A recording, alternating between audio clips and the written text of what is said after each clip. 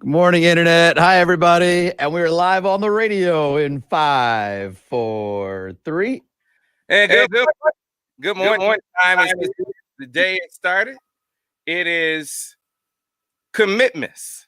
Commitments is what we've called it over the years. It is the first day of the early signing period in college football, where across the country you have young men waking up and making official the fulfillment of a dream, signing a scholarship or consummating a scholarship in many cases that they've been verbally pledged to or connected to, in most cases anyway, and it becomes official as schools are accepting those NLIs throughout the day. And of course, our focus is on the University of Michigan and a buildup that is drama laden, with the uncertainty that is projected upon the situation.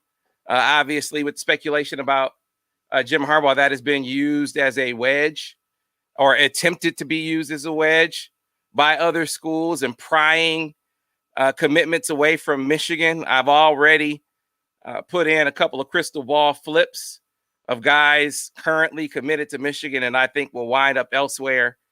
But I don't think it's going to be all bad for Michigan today. As a matter of fact, I think it's going to be mostly good, as under the circumstances, holding the class mostly together, and potentially adding a big piece to the puzzle, which I'm predicting they will do. I think you got to call that a win if they accomplish it in the manner in which I think they will. So we'll keep you posted throughout the day. But before we get much deeper, let's welcome my man, my guy, my partner, who's going to help me through the next 4 hours, or 3 hours and 49 minutes, is Mr. Ira Weintraub. Ira, good morning. How are you?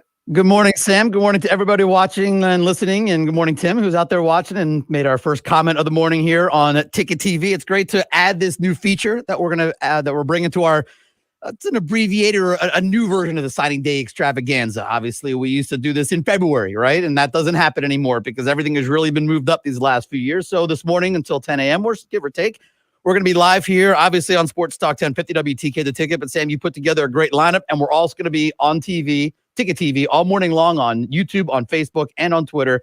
So you can watch us, you can listen to us, and the lineup of guests, including commitments and analysts. I mean, we've got, 8 guests to get us through the morning, but it's a high level of guests, including Jj Mccarthy around 8:30 and more. So looking forward to a really fun day here on the show, Sam. Yeah, no doubt. Jj Mccarthy is the class headliner, a guy who has made it clear throughout, even amidst all of the speculation about the future of Jim Harbaugh, that he wants to play for Jim Harbaugh. That's number one. That is number one. Never wavered despite the performance on the field, the speculation about Jim. One of the things that was made clear to me, and I think will come through in the conversation with him later on this morning, a conversation where I'm sure he will say how much he will profess how much his adulation for Jim Harbaugh and how much he wants to play for him. But I think he will also say during that interview that his commitment has been to Michigan, regardless of how they looked on the field this year, that his belief in tradition, potential, opportunity, education, enrichment, all those things, that those are constants. Those are constants regardless of who's coaching Michigan. And make no mistake, he wants to play for Jim Harbaugh. But while maybe there were some other guys that were questioning whether they would still want to go, if they were talking about a different coach being at the helm, that never was a question for Jj Mccarthy. So I think in that tone and setting that tone, he has played a pivotal role in holding this class together. The coaches deserve the majority of the credit, of course, for holding what I think is going to be them holding most of this class together. I put in some crystal balls last night in case you missed them over on the MichiganInsider.com. I do think that there will be a couple of flips today away from Michigan, but I also think that, the Wolverines are still working on maybe pulling on maybe pulling at least a surprise. We'll see if they're able to do so. But I think a lot of the concern, once you figure that Jj McCarthy is wrapped up, is what of Xavier Worthy, the 4-star explosive wide receiver, one of the most explosive players in the country, a guy that Bama has been charging for here in the last month and a half, to the point where he has had to really think hard about what he wants to do. What's on the horizon for him? Should it be Michigan? I think there are a few considerations there. I think it's his relationship with Josh Gaddis, I think, is front and center, as Michigan was there from the beginning. I mean, they were one of the schools to prioritize him like he was a top recruit at the very onset of his recruitment. Now, he's eventually become a top 100 guy, and I still think he's underrated. The questions about Xavier Worthy really center around his size. He's a slight guy. He's 6'1", maybe 165 pounds, maybe 170, but one of the most explosive players in this class. A guy who is or was a legit 10.55 guy as a sophomore. He insists he's faster than that. And he's not just a track guy. Track guys are angular. They're straight up and down. They are, straight line guys. But a football player with football speed, you have that inline quickness, the change of direction, the suddenness that you like to see from a player on a football field. And he has that combination where he has true breakaway speed, but he can cut butter. He's a guy that in a phone booth can make you miss. He's going to have to get bigger and stronger. And that's why I think when you look at the rankings, he's ranked the number 12 receiver in the country. He's toward, I think he's like number 97 or number 98 in the top 100, when I think his potential is higher than that, is because can he put on, how long will it be before he puts on the weight? Can he add weight and muscle to his frame? Can he keep it on? I think that's what the scouts are saying. That's where a good strength and conditioning program comes in. If he can play his football around 180, you're talking about a guy that's truly electric. Says something that Alabama, with the loaded receiver, they have 3 receivers in their class ranked higher than Xavier Worthy. Says something about his talent that Bama, stocked to the brim basically at receiver, still is choosing to push hard on Xavier Worthy. So it is taking everything in Michigan to fight that off, to fend that off. He goes on a visit with his mom to Tuscaloosa for the Iron Bowl. Obviously, they're an explosive offense. Obviously, they have a track record for producing first-round draft picks, including first-round draft picks at receiver. You see him in the league right now. All right, how many first-round draft pick receivers does Bama have right now, right? So there is that field credibility that they bring to the table. For Michigan, the wall, the block, is that they were first to the punch, and that by being first to the punch, they have been able to build a really strong relationship. He's built strong relationships with the class. He's built strong relationships with the coaches, and he's built an especially strong relationship with Josh Gaddis. And so really for him, I think a big factor is belief. Belief. Does he believe that these coaches are going to be here? And specifically, does he believe that Josh Gaddis is going to be here? And I believe that he has, my opinion, I believe he has that belief. Now, we will get no answer to that during this show, as he is set to announce his decision at 4:00 Eastern time today. So you have to wait throughout the day to really see how it's going to go. And, we know in recruiting, things can change on a dime. I've been telling the story all week about Mikey Weber, 5-6 years back. It's 6-18 right now. 5-6 years ago, however long ago, Mikey was a high school senior. And he's on signing day at around 2:18. I'm talking to Thomas Wilcher, his head coach at the time. I'm talking to Jermaine Crowell, one of his coaches at Cass, and they talked to him both that night around 2 a.m. They said, Mikey, he's back in the fold for Michigan. Remember, he had committed and then decommitted with the coaching change. Mikey's back committed. About 5-6 hours later, so I'm on the show just like this, same segment. I'm saying, Yeah, I'm feeling really good about Mikey Weber. Gut feeling about Mikey Weber, right? You know, around 7 o'clock, Karan Higdon's NLI comes in. Mikey Weber changes his mind, goes to Ohio State. So I hold that up, not to say that Michigan has a similar circumstance at play. I hold that up to say that that is how quickly things can change in recruiting, and specifically when you talk about how, you know, the volatility around things right now with how guys are reacting. Some guys are reacting to speculation about the coaching staff.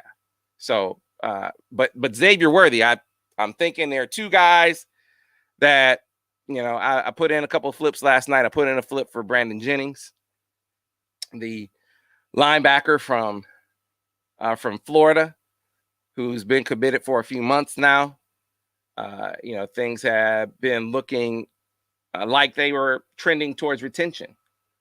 But my opinion on the matter is that the concern about the coaching staff, the future of the coaching staff, sort of reached its crescendo yesterday. It kind of came to a head yesterday. And I just think it's, in the end, I think it's going to be too much for him to stick with his commitment to Michigan. So I put in a crystal ball flip for him to Maryland. I put in a crystal ball flip for Quinton Somerville last night for much the same reason. I think the speculation about the coaching staff is going to be a little bit too much for him as well. And I got to flip in for him to UCLA. So a couple of highly ranked guys in the class, but to me, this is winning if you're Michigan under these circumstances, without assurances from the admin about an extension. You know, the only assurance that has been offered, and which has been good enough for most of the guys in the class, in my opinion, is that Jim Harbaugh has made clear his desire and his intention to remain the coach of the University of Michigan. So that is a huge piece to the puzzle. And for most of the guys in the fold, that's enough to cement them in the class. There are those that want confirmation that that's the desire for Michigan too, and obviously that hasn't been extended yet. But you know, the only guys to this point in the class that I think that will right now, that I think that will cost them: Brandon Jennings, Quinton Somerville. Brandon Jennings. I have a quick question on the UCLA one. Yeah, Quinton Somerville being the kid from Arizona. Yeah, the quick question on the UCLA one is, so there's a question about staff at Michigan, so he's going to commit to UCLA. There's no questions about the staff at UCLA? I guess there must not be. At the end of the day, maybe it's close to home. He could deal with the uncertainty being closer to home. Who knows? I don't know what the rationale is with as far as why UCLA. I just know that I feel very, very strongly that it won't be Michigan for him. But I do think, my opinion is, I think Michigan will hold on to Xavier Worthy. It's number one. You know, Jaden McBurrows had been, I think, you know, one of the guys that things were slipping with the most. I think that, you know, the vibe that he was sending to the class, while he told me a couple of days ago that he was having to pray on it. He's having to pray on what he was going to do. I think that he, based on the vibe that he was giving the class and what he told me about where he was leaning, I think that things were trending toward him staying in the fold. Now, you know, Miami is a hop, skip, and a jump from home. You know, he told me it was close. That's one that I won't rest easy with until his NLI is in. But as it stands right now, I think that it's more likely than not that the Wolverines hold on to Jaden McBurrows too. Obviously, I got my phone in my hand, keep track of it, looking for messages throughout the show, you know, seeing what's what. So we'll see how that goes. But I think things are looking good there. Of course, the man of the hour, the man of the day, the month, the year, as far as recruiting targets are concerned for the University of Michigan, Donovan Edwards, set to announce his decision around 1:30 today, probably around 1:40. I will be there live. You will be able to follow it. His announcement on Facebook Live, the 24/7 Sports Facebook Live, the Michigan Insider Facebook Live feed. And I still think I've had a crystal ball in for Michigan for months now. My confidence in that pick increased. Yesterday, it was originally at a 6. Put it up to a 7. This morning, I'm going to go to an 8. I think Michigan is looking really good to land, in my opinion, the top running back in the country, but he's ranked number 2. So to me, that would be winning. If Michigan can, obviously, you thank JJ for being solid throughout, retain Xavier Worthy, add Donovan Edwards to the fold, and protect Jaden McBurrows, sign the rest of the class, and have a shot at a surprise under the circumstances, that is winning. You couldn't have predicted a better outcome under these uncertain circumstances. So that would be kudos to the coaching staff for being able to navigate through those troubled waters. Definitely Jj McCarthy deserves a ton of credit. And then the class camaraderie. I think that's been huge as well. And then the pull of Michigan. I think there are a number of guys in the class who, while you say commit to a school, I think the majority of guys commit to coaches in a school. But I think, a unique thing about this class is you did have a number of guys that were saying that, no matter what, I'm committed to the school. And I'm not saying one approach is better than another. I'm just saying that's been one of the keys in helping hold this class together as well. So we got a lot to come. But coming up on the other side, we are going to be joined by our first guest, young man, maybe the biggest guy in the class. He is a walking eclipse. He can block out the sun. Talking about Michigan offensive line commitment, Tristan Bounds. He will be up with us first here on the Michigan Insider on commitments. So stay tuned for that. We'll get to it on the other side here on the Michigan Insider on Sports Talk 1050 WTK, The Ticket. Clear on the radio. Just because I took one viewer and I put him in a block for 5 minutes. If you put in our feed for the viewers, if you are talking about Michigan ducking opponents, I'm going to turn you off for 5 minutes. Mm-hmm. You didn't duck anybody. So if you put it on there, it's going to get blocked for 5 minutes because I don't want to read that this morning. That's not what today is about. And the fact is Michigan hasn't ducked anybody. They were medically not cleared to play, and they had over 50 players not available to play as of now. And the number was apparently growing. So it's not ducking. So just an FYI for those, if you see that on the boards, those that are watching on the screen. We don't censor, we don't mute, but I don't want to read about ducking opponents because that's not what happened. Right. I don't know of Ward speaking with any recruits. If it happened, I haven't heard about it. To answer the question, have not heard anything about. Because I don't know what he would. Really, at this point, I would say no. Because what is he going to say? What is he going to say? He can't say anything to them that he hasn't offered publicly, right? He said they're going to talk about it at the end of the season. It's obviously the end of the season now, but they, that conversation, the depth of it, was never going to be done clearly before the early signing period. So they were going to want to know, hey, are you going to bring Jim Harbaugh back? And he could tell them is we're going to talk about it at the end of the season. So I would bet no.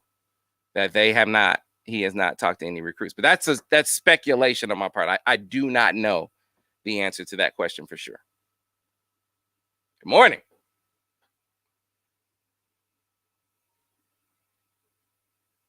Good morning. See, do we have any? Yeah, you guys are already ready to make some coaching changes, huh? Remember, skipping class to watch. It's an all-day affair. We're going to have fun. We're going to have fun as well. Let me text DM Tristan to make sure everything is all right.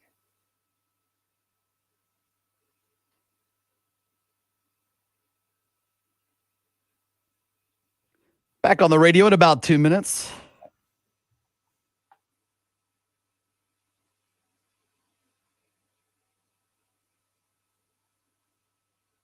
To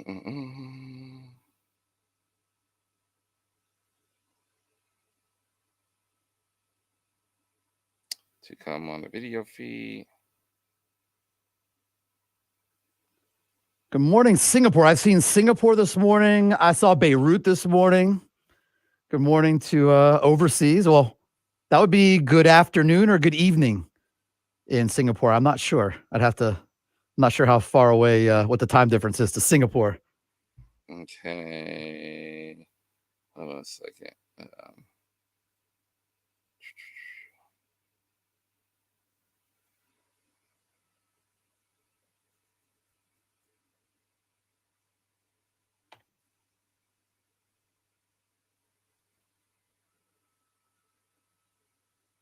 Yeah, he chose 6:30, by the way. All right, so no response from my 6:30 guest yet. All right, well, I'll keep my eye on the board here. And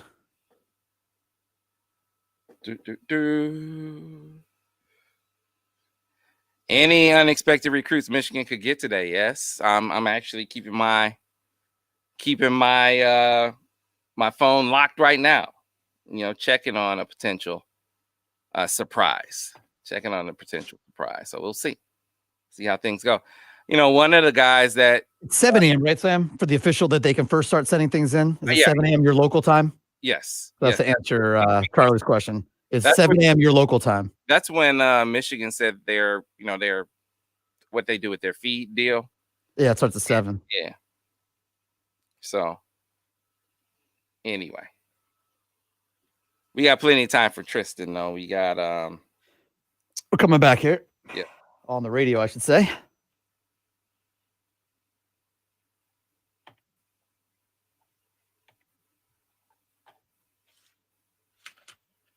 Oh, a 13-hour difference to Singapore. Well, so good evening in Singapore as we get ready to come back here on the radio. Back, Sam, in 5, 4, 3.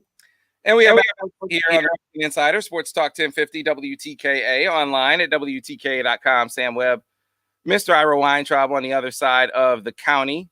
And so the Wolverines, and we are waiting Tristan Bounds, the big 6'7" offensive lineman. A kid that is originally, he is from Virginia, from Alexandria, Virginia, but he, was set to play his football this year up in a very familiar territory, recruiting territory for the University of Michigan, as he was Choate Rosemary Hall is the high school. Wallingford, Connecticut. But like I said, he's a Virginia kid, 6'7.5", 285 pounds. I mean, he is, like I said, a walking eclipse. And I remember, for his recruitment as Michigan jumped in, hearing a lot of Virginia, a lot of UVA. I mean, big time academic kid in a program that is close to home. And of course, you had some Boston College and some Duke in there, again, speaking to the academics being very, very important to him. He had some other noteworthy offers, Notre Dame, Ole Miss.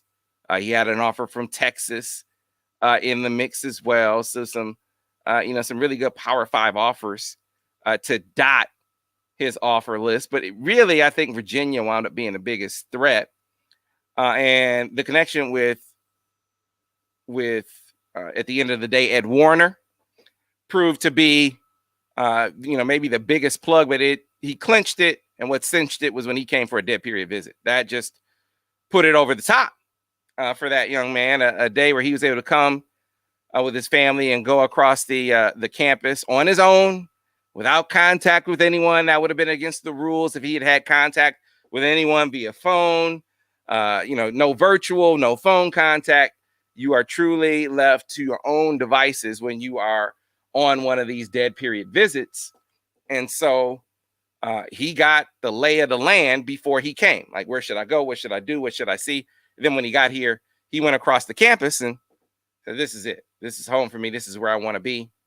Really has connected with the coaching staff and really has connected with the class. And I think that's been a big part of keeping Tristan Bounds in the fold. But one of the things, I mean, just a big, strong, strapping guy. There's some workout video of him pushing the truck. It's just, that's the kind of workouts. That's one of those quarantine workouts, right? That you do.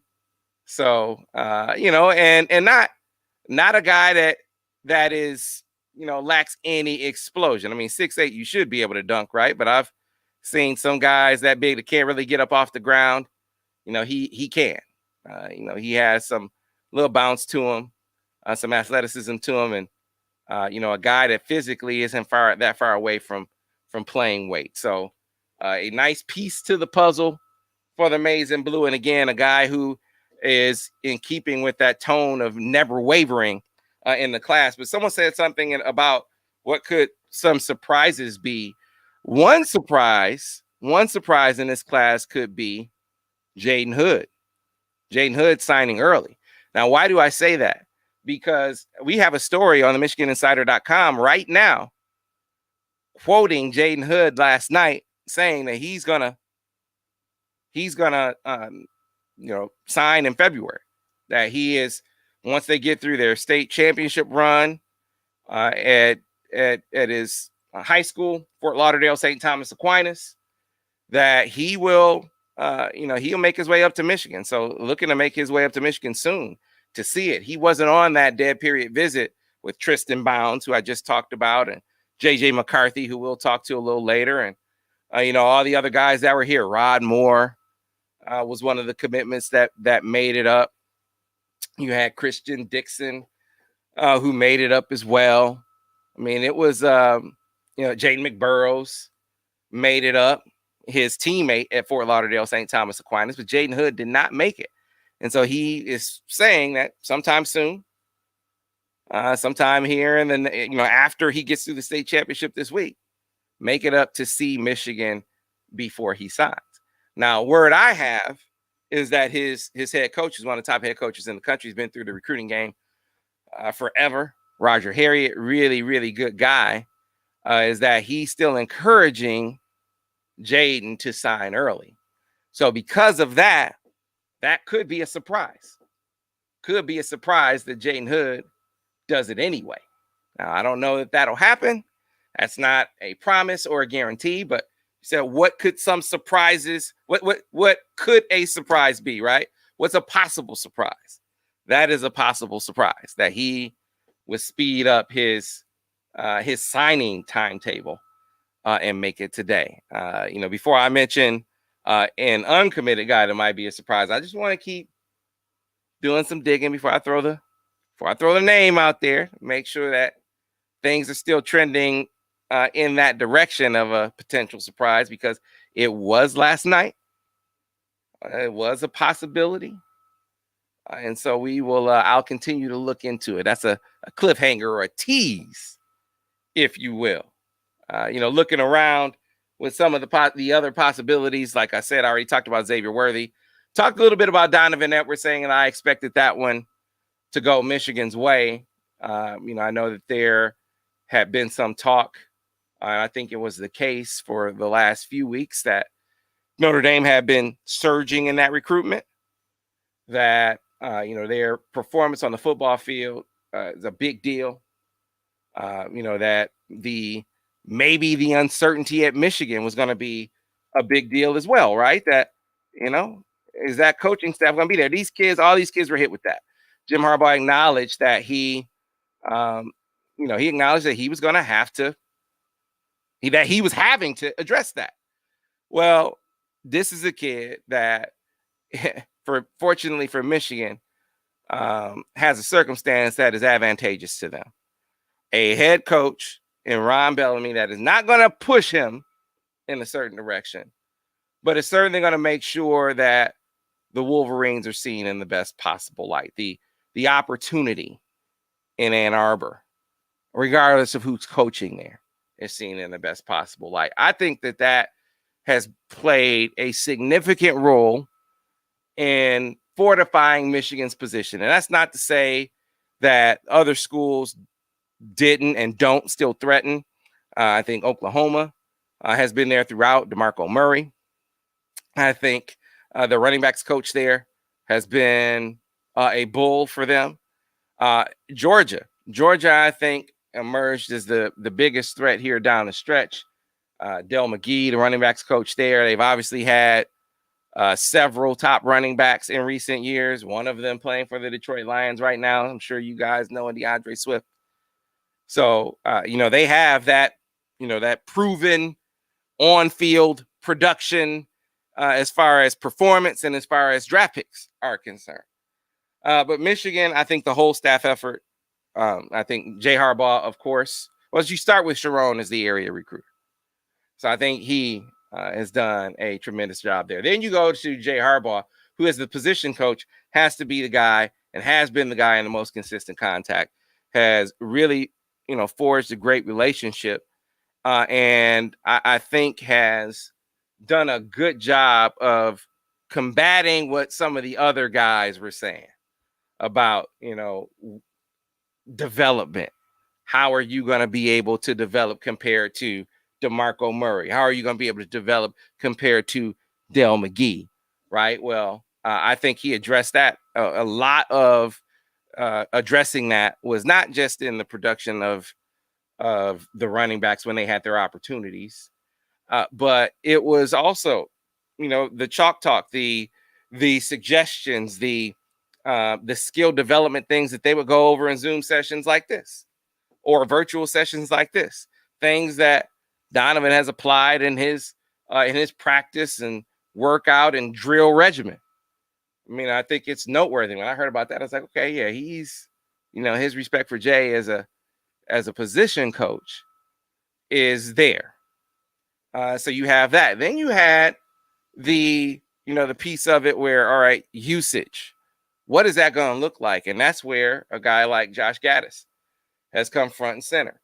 And while it didn't materialize and to the level that clearly anyone wanted to see this year, you saw some semblance of it with the way that they used Blake Corum, with the way that they used Chris Evans.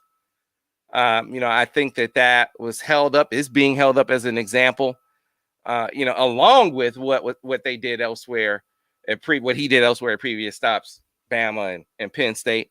And I think that's resonating. Then, of course, Jim Harbaugh. I mean, it was imperative for him to connect with this young man in a way that would give him the feeling. He's not gonna.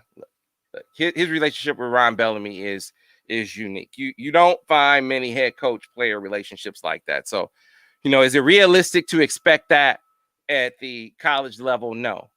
But I think what he is looking for is more than a passing effort there as far as building a relationship with the head man. And I really think that this recruitment turned, a recruitment that was trending toward Ohio State back in the winter. And I think, Ohio State veered away at a time where Michigan really turned up. Look, let's be clear. Ohio State, they're killing the game. That they just went and got two like top 15 running backs, including number one running back in the country. So I'm not saying that, they whiffed or anything like that. I'm not saying that. But I am saying that when he wasn't ready to jump in, and he wasn't ready to jump in, he was moving on his own timeline. One of the reasons why he wasn't ready to jump in was because he, things were growing, building with other schools. Georgia, things were ramping up. Things were ramping up with Michigan. And why were things ramping up with Michigan?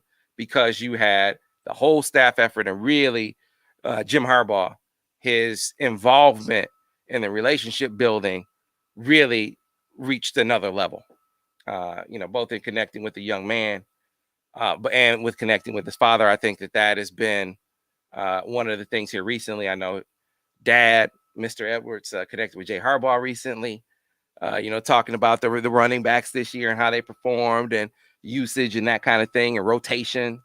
That was a big deal, a big part of that conversation. And I know Dad connected with Josh Gaddis here recently and, hey, throwing to the running backs and what's up with that and how's that going to look moving forward. I know that was a talking point in the conversation. So that whole thing, that whole effort has played a large role. But if Michigan lands him and I think they will, then I think the biggest credit will go to Ron Bellamy. I can't say it enough. Because I say all things being equal from the standpoint of every school was going to be given a shot to come in and really court this young man on the merits. But on the merits in this recruitment meant you selling your, sell what you have, not what another school doesn't, right? So that's on the merits. So for that works out great for Michigan. That means he was going to block anything that said, why would you go to Michigan? Because they don't have, stability at on the coaching staff, because they don't have a proven track record of throwing to the running backs like some of these other schools like Oklahoma and Georgia. No, it's you sell you, and then that allowed Michigan to just come in and sell itself. And I think that is a huge service to the Maize and Blue, as is an understanding who the primary competition is. Who are you fighting? Who's the biggest threat? That's where an inside source helps you the most.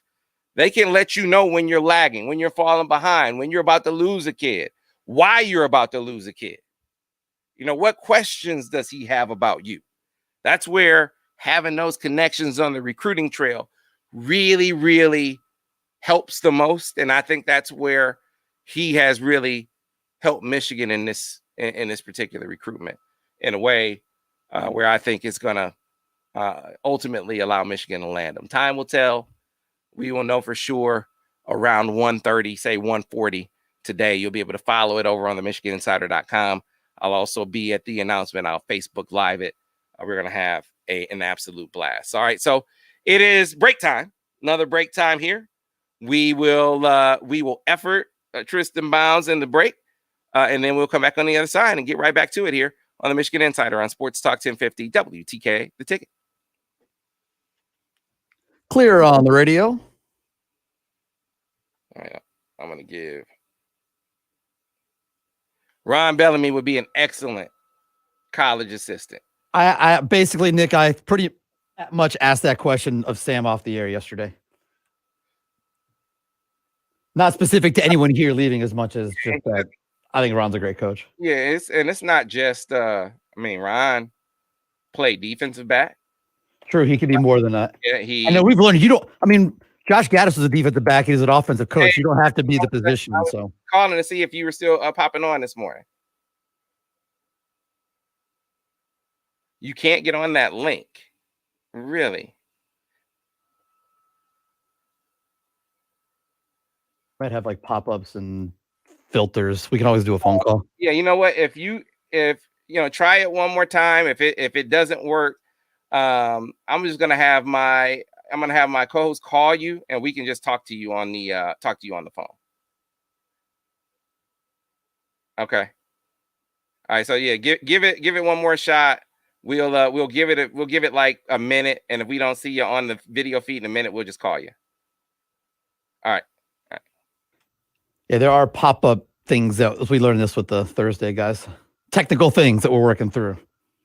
And to answer Maurice's question, Sam, it's blanket. Everybody gets an extra year. This year is not a year of eligibility for anybody. Yeah. So even the fifth year guys can get a 6th year, which is pretty cool if they want to use it. It's going to be interesting to see how it works out, man. And schools have to find a way to pay for it, but I think that schools are going to get some leeway with the guys who are set to graduate and come back for an extra year. I think you got to give those, and appreciate that. Was that Lycock? Not a light chalk. Light chalk. My bad. I don't know how to say it, but appreciate it. We got a guess here, Sam. We do. There we go. We good? There we go. Tristan, how you doing, man? I'm good. 1 second. I'm trying to. All right, we're about 90 seconds till radio. We're live on the internet, but with 90 seconds till radio, Sam. Okay. Yeah, Tristan. So you are already on where some of the YouTube watchers, the Facebook Live watchers, the Twitter watchers, they can all see you. We aren't live on the radio yet, but you are live streaming on video right now. So say hello to all the Michigan fans. Happy to see you sign your NLI today. Sam, I can't hear just the thing you're saying. Give me 2 seconds before we get on the air. I'm gonna go get a pair of headphones. Okay. I wonder is he having the same issue that Seth Fisher had. He might have. Unfortunately, there's some technical limitations that people experience. I don't know enough about the back end. Yeah, so can you build like another few seconds into the break?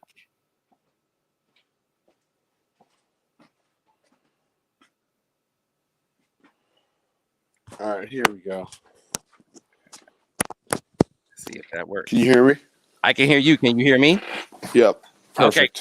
Okay, great. So I was saying that right now we are live on Facebook already, live on Twitter via Periscope, live on YouTube. We are not live on radio yet, but we'll be on radio in about 15 seconds. Radio 15 seconds. You got a lot of Michigan fans already here, Tristan. So congratulations, man. We are getting ready to go. So congratulations. Thank you very much. All right, so here we go. We'll be ready in a few seconds.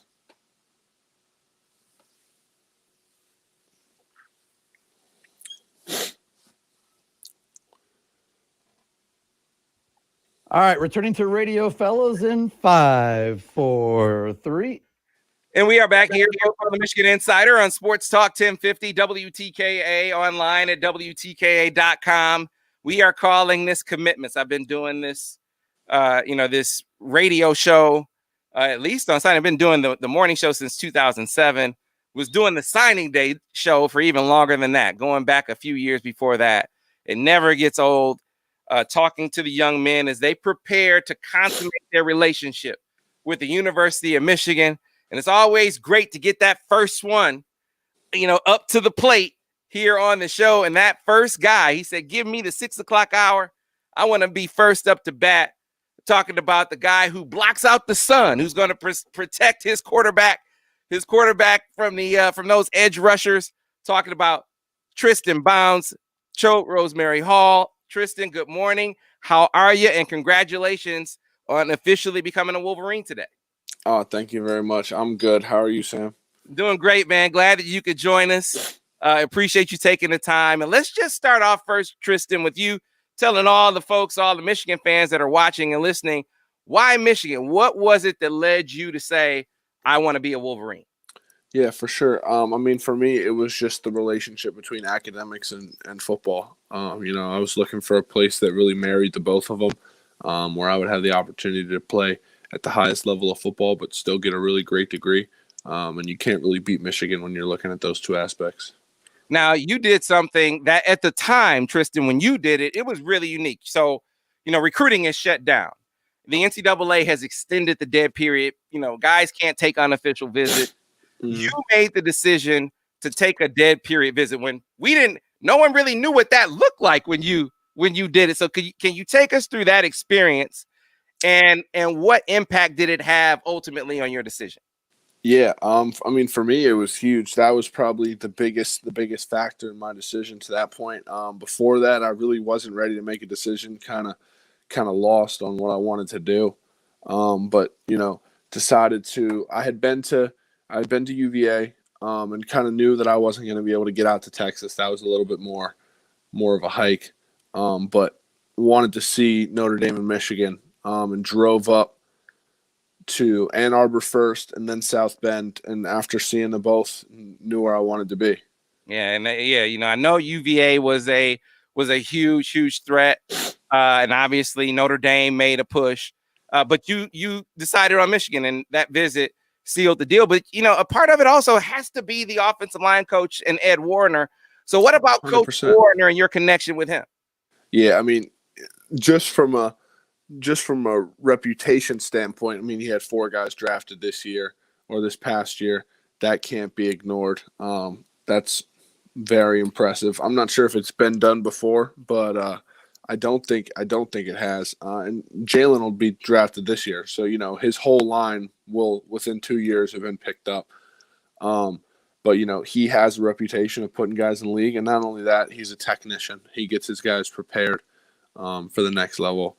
So just from a reputation standpoint alone, that was a big part of it. But I also had a great relationship with him going into that commitment, so it was somewhere I was super comfortable.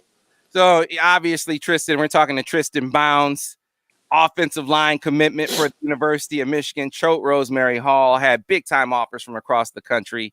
Now, obviously, his home state school, UVA, was strong. But man, I was going over the offer list a little bit earlier. Tristan, we're talking about Notre Dame. We're talking about Ole Miss. We're talking about Texas, as you just laid out there. So there are a number of schools that were very much big time schools that are very much in the mix for you. So when things start to go south on the football field for Michigan, when the speculation about the coaching staff picks up, you were a guy in this class that never wavered. It never was a question for you what you were going to do. So why when schools, tried to inject that uncertainty into the mix for you, why did you never waver? Yeah. So, I mean, for me, there was a couple reasons. The first, I never really try to be a part of any speculation or hypotheticals. You can drive yourself crazy going over what ifs until something's real and concrete. I try not to worry about it. And I didn't think that Coach Harbaugh was going to get fired or any of that was going to come to fruition. So to be completely honest, I wasn't worried about it. But even, in a hypothetical world, if that were to happen, I chose the University of Michigan for a lot of different reasons. And while I'm very committed to Coach Harbaugh and his staff, they were not the only reason I chose to be at that school. And I believe whether Coach Harbaugh was there or not, I would be at the University of Michigan. I think if that was still an option for me, if we go back in the process and Coach Harbaugh was never there, I don't think it would be a reach to say that I probably still would have ended up there. Mm-hmm. All right. And so a couple more here real quick, Tristan, before we let you go. That other dead period visit you took with all the other guys, many of the other guys committed to the class. What was that like for you? What did that mean for how connected you felt to the class, how connected you felt to Michigan or feel to Michigan? Yeah, I mean, that was huge. I think for me, I never really had any second doubts or, any waver in my decision. But I think a lot of guys, like you said, Michigan struggled a little bit this year. So getting the class together and everybody kind of getting to feel the energy in that room and understand, excuse me, how special the 21 class is going to be was a really good thing. It was good for me to get to meet a lot of my teammates. I'd never met anyone in the class like face-to-face before. Obviously we've been on the phone and all that, but it was good to get to meet everybody face-to-face and kind of get to know each other better. Gotcha. And last one, tell us about what number are you going to wear at Michigan? That's number one. Number two, tell us about your game. I mean, your strengths. If you were scouting yourself, tell us what fans or coaches or scouts in the stands, when they watch Tristan Bounds on the football field, what do they see? What will they see? Yeah. So number, I mean, shoot, I don't really know. We'll see. We'll see when I get there, man. I don't know. Whatever somebody throws at me the first day in the equipment room, that's what I'll put on my chest. It really doesn't matter to me. I wore 77 early in my high school career. I got to Choate. It was taken, wore 71. It's a number, Sam. It really doesn't matter, to be completely honest with you. Hey, just put you on the field. I got you. So what will we see? Whatever number you wear, when we watch you in that number on the football field, break down your game. Tell us what we're going to see. Yeah, I mean, I think for me, I play like pretty athletically. Obviously, when I was lighter, I didn't have the ability to sit down and take a bull rush. I've gotten a lot stronger since I last played the season of football. So, that part of my game is coming along really well. But, I definitely use my length to my advantage, just getting on that vertical set. And then, like I said, using that length to keep defenders away. But, definitely am not passive in the pass game. I like to be violent, get my hands on people, finish blocks. Definitely prefer to run block for that reason. So, I always play with a little bit of nasty and a chip on my shoulder. So that will definitely be seen from day one. All right. So what does the next few weeks, the next few months look like for you? Yeah. So in about, what time is it? We got in like 1 minute, I'm going to sign this document and make it official. That's step one. and then just keep training, keep getting ready to get to school, and January 16th, we're rolling. There you go. January 16th, one of Michigan's mid-years. Tristan, I appreciate you, man. Thanks a lot for being first up to the plate. You've been great to cover throughout your recruitment. Going to be thank you very great much. to cover during your Michigan career, man. So congratulations. Thanks a lot. And Thank you very much, man. All right, thanks a lot. Sounds good. See you, Sam. All right, that was Tristan Bounds, Michigan offensive line commitment that just as he's about to sign his NLI. So with that, let's get this break in. When we come back on the other side, we are going to be joined by the first analyst of the day, and that is Alan True, one of the national recruiting analysts. For yes, in the business. Yes, he is, and he's going to help us break down Michigan's in-state and Midwest commit. So we'll get to that on the other side. Stay tuned here on the Michigan Insider, live on YouTube, Twitter, Facebook, Facebook Live, WTKA.com, and of course, live over the air on Sports Talk 1050, WTKA The Ticket, the official voice of University of Michigan Sports Ann Arbor, a Cumulus station. Clear. And we now bring on the Hair. What's up, Hair? What's up, guys? I've been waiting to find out what this hair was all about. The non-cut COVID quarantine hair. So You I let it down. I let it down for this show. Well, you're already on Facebook, YouTube, and Twitter. We are not on the radio yet. Okay. Yeah, all the people on Facebook, YouTube, and Twitter can see and hear you, my man. See and hear you. Okay, so I won't say the things that I would normally say off the air to you guys then. correct. Yes, that's a good idea. That's why I jumped in with it real quick. Just so Yeah, thank you. Although with the things you say on a message board, Sam, apparently I probably say whatever I want. Hey, man. Hey, the dude had it coming. The dude had it coming. I mean, had been silent for a long time, and he just he pushed the one time too many. You know, I probably should have, when he was going after my guys, I probably should have said something, but you know. Have you seen the documentary series Beef about all the rap beefs? I have not. Oh, there's like a 4-part series. They got to make Beef 5 recruiting analysts. I think we found a new bit in his stand-up routine there, Sam. A whole thing on recruiting analysts beefing on each other. Yeah, well, hopefully stand-up's still around after COVID. Yeah, so what is your day look like? It will be around. We're all looking forward to getting back and doing things like that. So I guarantee you'll be packing houses. So you're going to be on, tell folks you're going to be on BTN, right, Alan? Yep, BTN today, 2 to 5. It's not the marathon that it was in other years because we can't be in the studio for as long with everything going on. But going to cram a lot in that 2 to 5. Jj Mccarthy will be on the air, and maybe another special guest that Michigan fans will want to tune in for too. Okay. So, you know, that's the art of the tease. Alan has been in this game for a minute, clearly. So there is that. So, but obviously we'll be focusing on Michigan's Midwest, in-state and Midwest commits. We'll get into the latest feelings and rumblings on Donovan Edwards as well. So definitely some good stuff to talk about as far as the maize and blue is concerned. So looking forward to that. How much time we have left in this break, Ira? So a few minutes. All right. I need the link. So it's just our YouTube page, right? So I need to put that on the message board. Put that on the message board right now.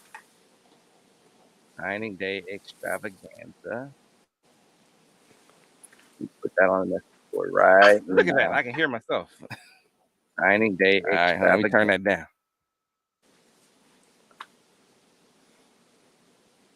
That happened to me a few weeks ago, Sam. Someone asked what the link was, so I went up to Facebook or the YouTube to grab the link, but it auto-played, and next thing you were playing on top of yourself. Yeah, it happened.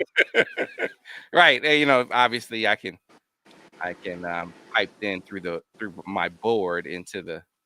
So you know what I'm talking about, Ira. But yeah, I'm just putting in the link over on the MichiganInsider.com. Folks who want to follow.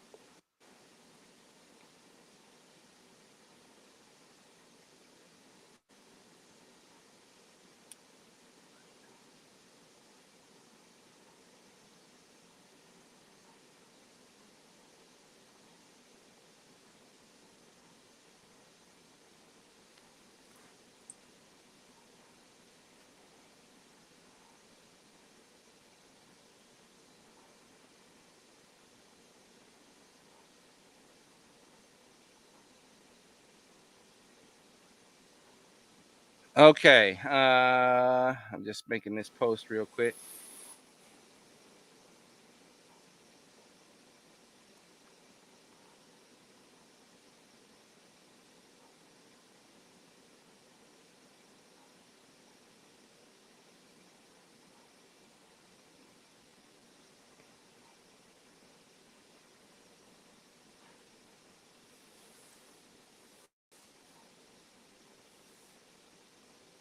All right, let's see.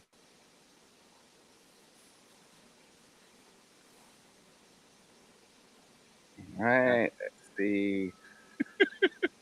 All right, I'm sorry for the reverb there. All right, I got it all set. I got it all set on the site.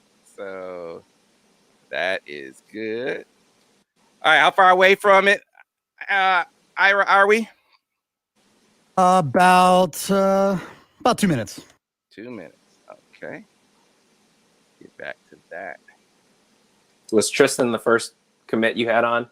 Tristan was the first. He was the first.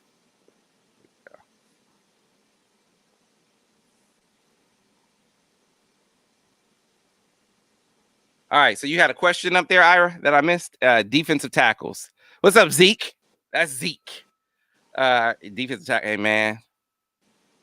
Not in this period. It'll be interesting to see.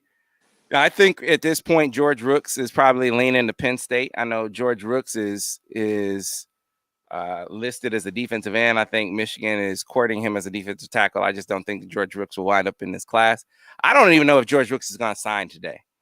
The young man out of New Jersey, 4-star defensive tackle. I mean, the guy to maybe keep an eye on is what's going to happen with Rayshawn Benny. Obviously committed to Michigan State, but not signing today. And while still committed to Michigan State, they're the team to beat, theirs to lose, of course. If you're Michigan, you've got to be putting your iron in that fire. You got to be. I mean, you were right there, and it changed so abruptly to begin with. So you got to be persistent with that one. So, but as far as today, Zeke, no, 1 minute to radio. 1 minute to radio. I already mentioned that I put in a couple crystal ball flips. For those who are just joining us, I put in a crystal ball flip for Brandon Jennings. I think he'll flip to Maryland. And then late last night, I put in a flip for Quentin Somerville. And I think he's going to flip to UCLA. But I think that right now, I'm thinking that's going to be the extent of the damage, which is just amazing to say. You couldn't have predicted that they would be this successful in holding this class together. So, kudos to them if they pull it off. If they holding the rest of the class together off and then adding Donovan Edwards, that's just that you're winning. You're winning under these circumstances because most people were predicting. I know most fans were predicting that the sky was absolutely falling. This class was going to completely collapse. And it does not look like that's going to be the case. Stand by for radio, guys. Coming back in about 10 seconds. All right.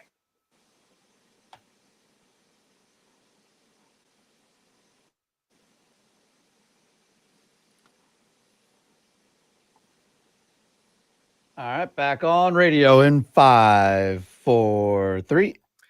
And we are back, folks, here on the Michigan Insider on Sports Talk 1050 WTKA, online at WTKA.com. Sam Webb and Ira Weintraub on the day that we have called for years, for over a decade, for over 15 years.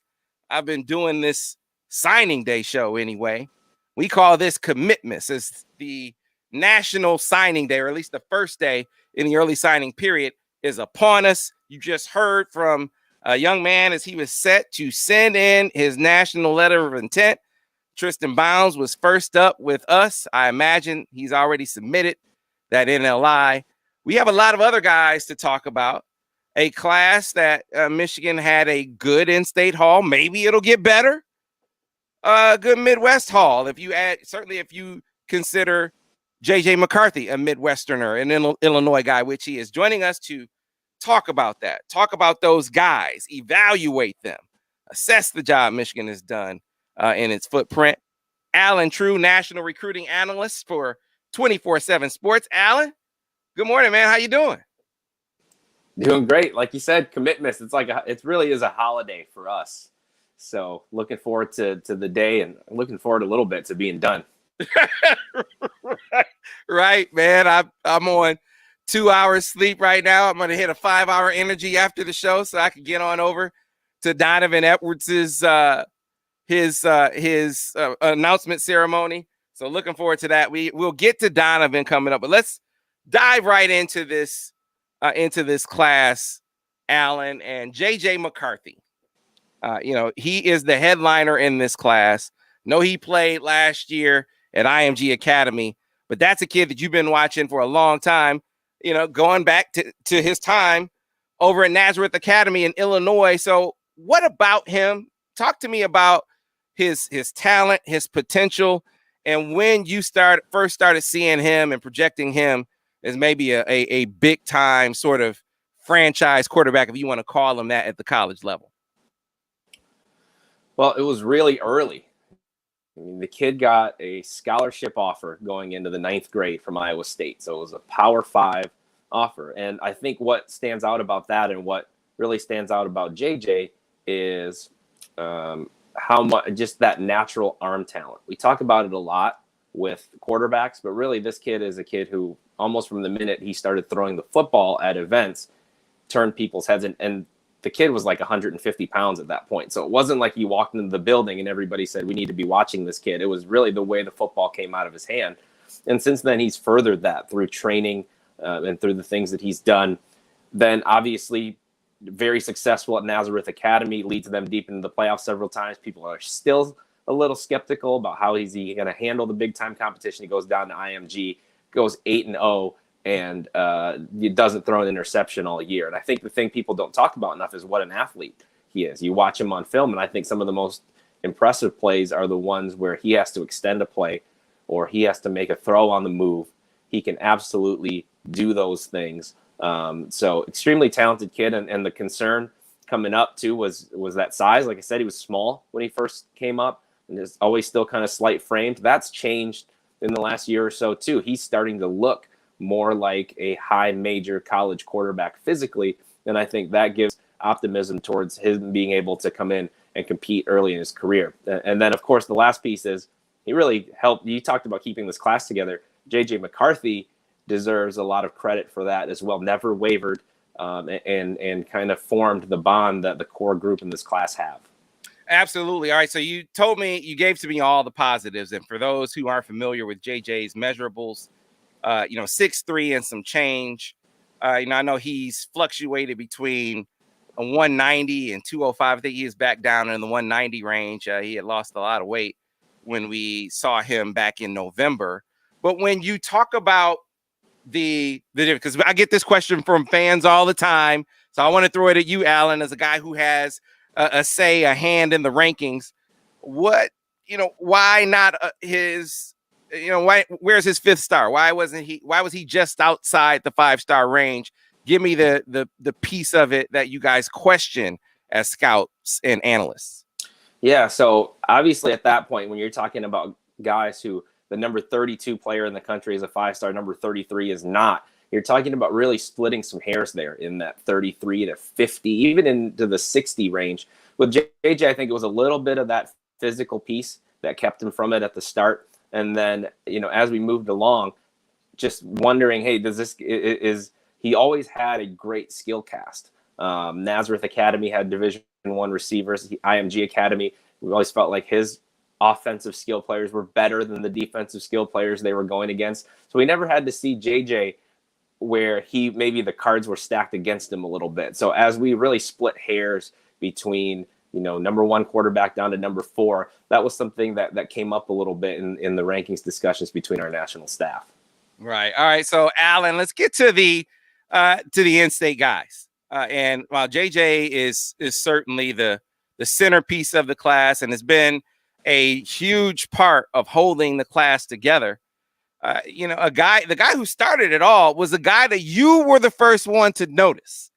You were the first one to put his name out. So as we get to talking about the in-state haul for Michigan, we have Giovanni El Hadi, the offensive lineman from Sterling Heights Stevenson, will stay there. But You also have Raheem Anderson, Andrew Anthony, and Tommy Doleman. But let's start off with, like I said, the guy that you were first to bat with, Giovanni El Hadi, or Gio as they call him. Tell us about what you see in Gio's game.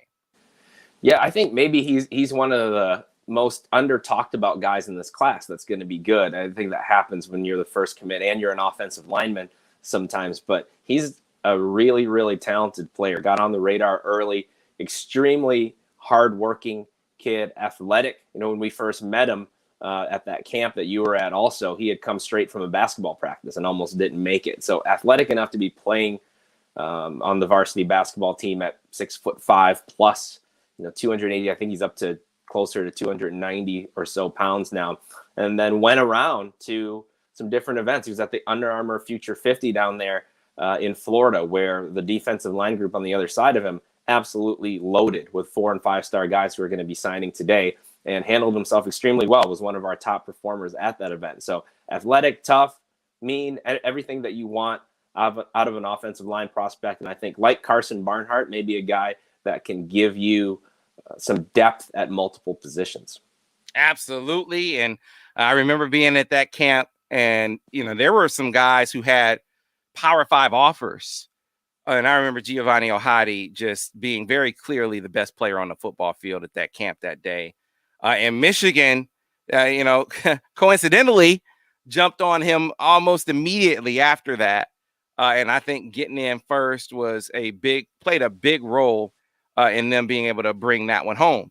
But let's get into the other guys. Also on the offensive line, Raheem Anderson, they are set to have their ceremony over at Cass Tech in a little over an hour. Our Bryce Marich will be there to cover his signing his NLI. But tell us about Raheem.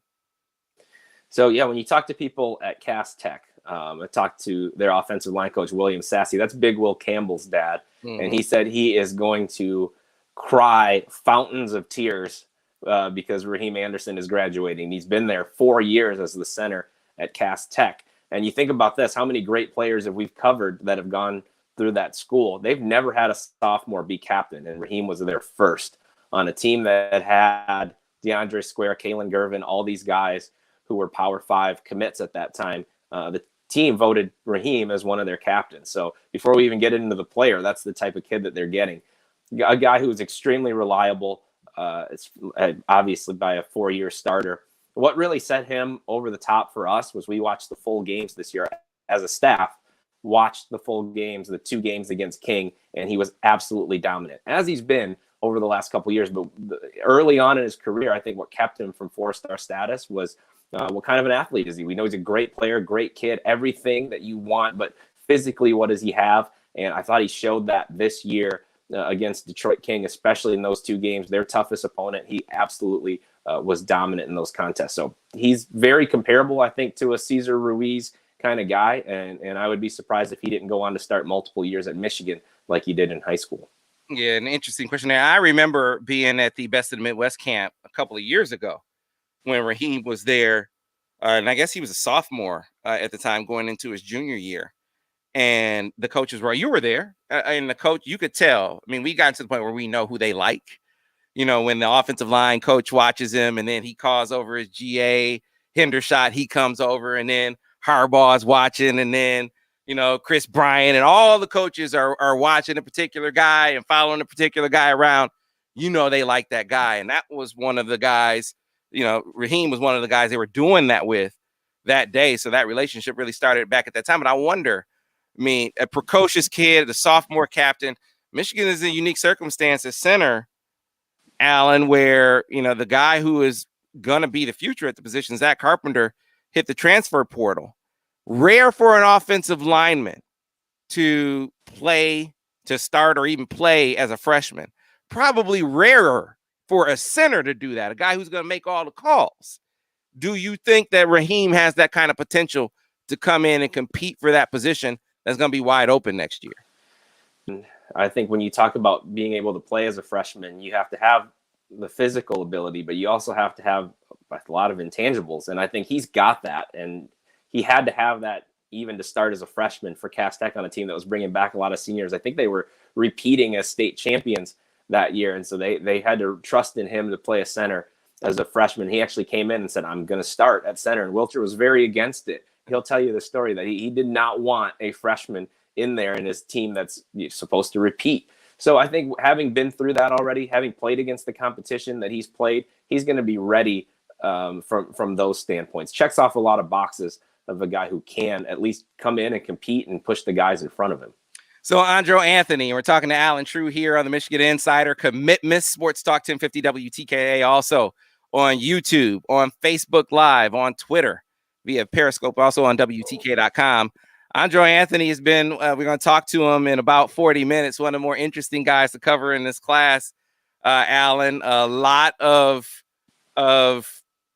contact with schools all over. I mean, there was a time where it seemed like Michigan State was out front. It seemed like, oh, maybe Notre Dame at one point.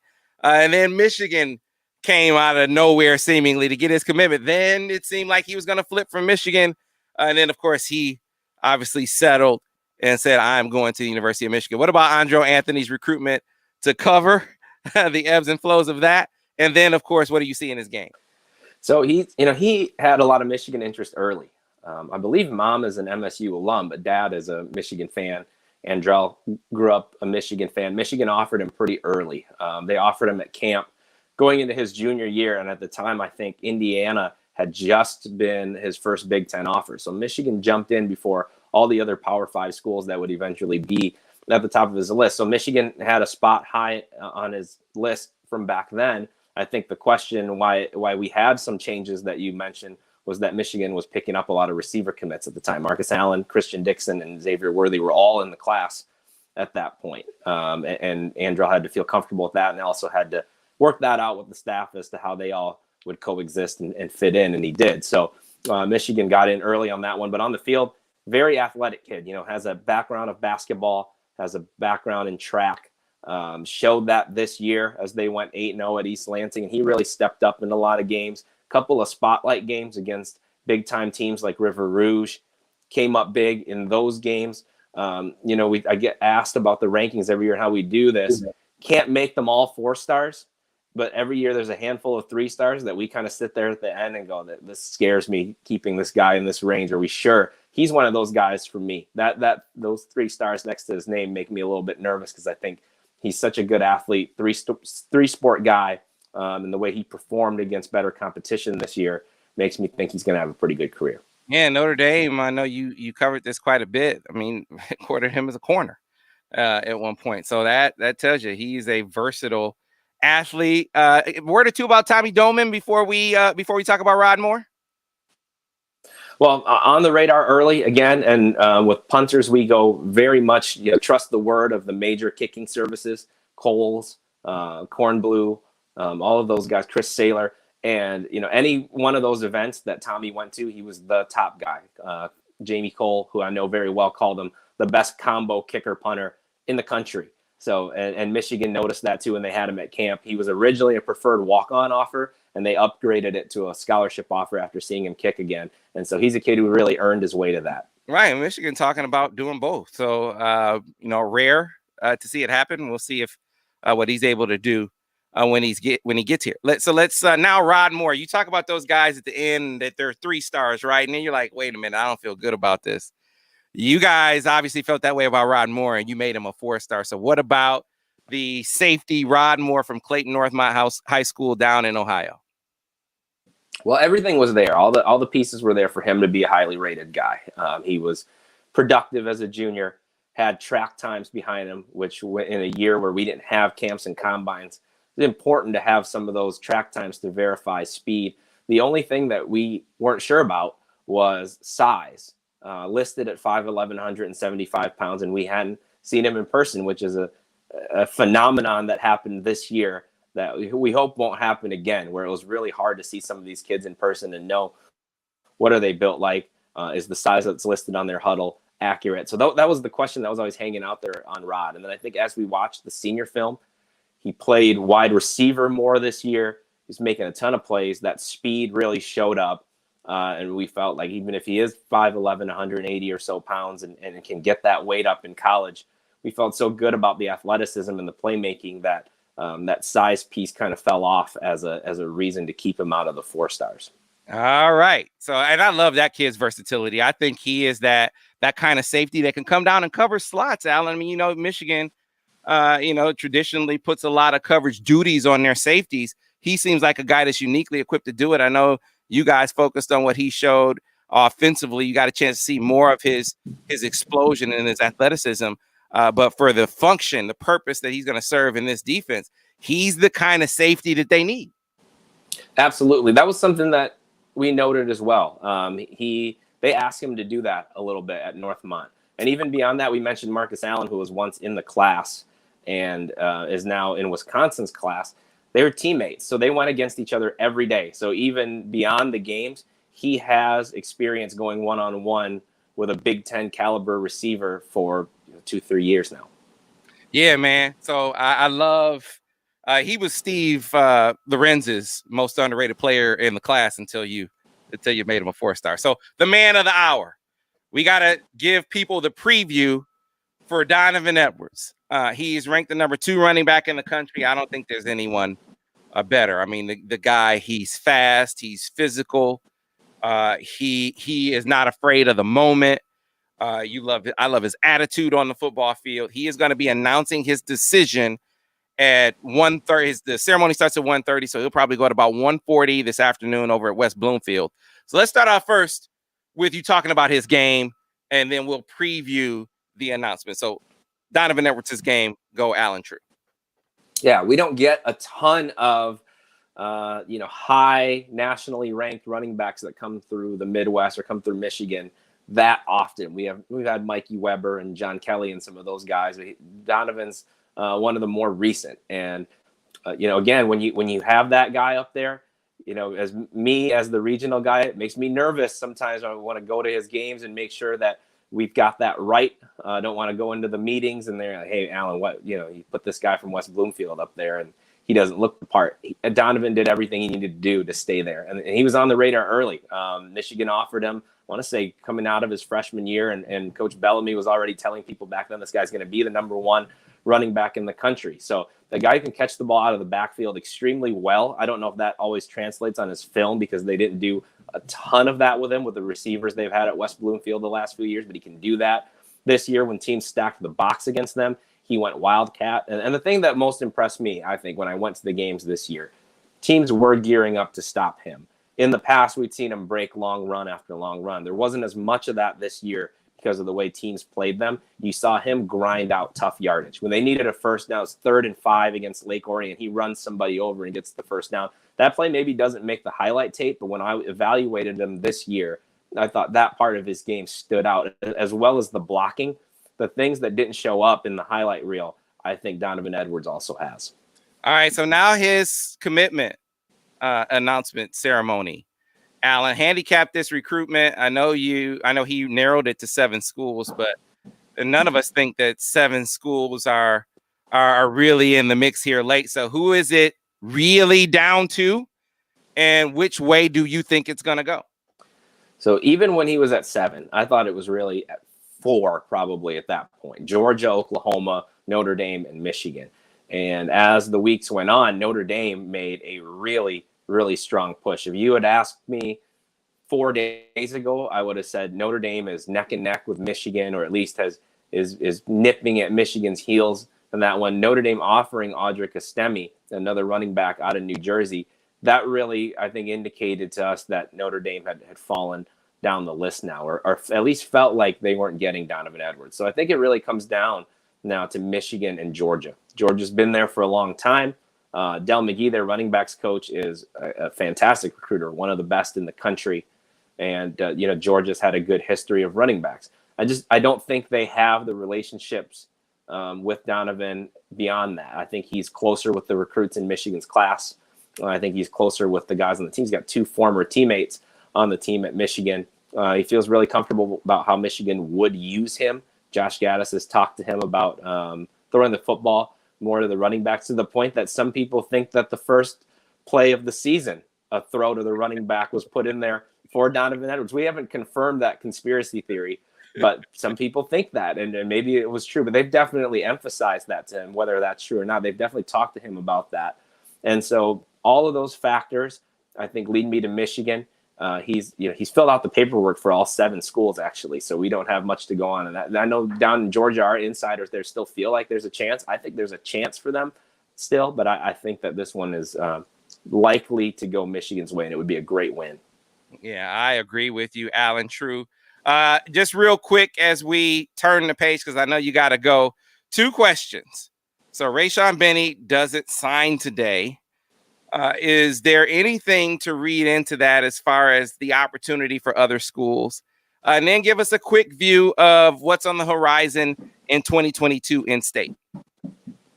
Yeah. So first, with Rayshawn Benny, I mean, anytime a kid decides not to sign, we've only had the early signing period for a couple years now. But anytime a kid doesn't sign in the early period who's verbally committed, that's a signal, right? And I know this is a strange year. So he's committed to Michigan State. I think they have a chance to hang on to him. But anytime the kid extends his recruitment, that's a chance for other schools to come in. So as of now, it's not really clear which schools are coming at him hard, or if he's really considering anybody that strongly yet. I think he just wants to wait this out and see what happens. So obviously an in-state kid, a kid that had Michigan high on this list before, they're going to have an opportunity there. In-state, everybody wants to know about Will Johnson first.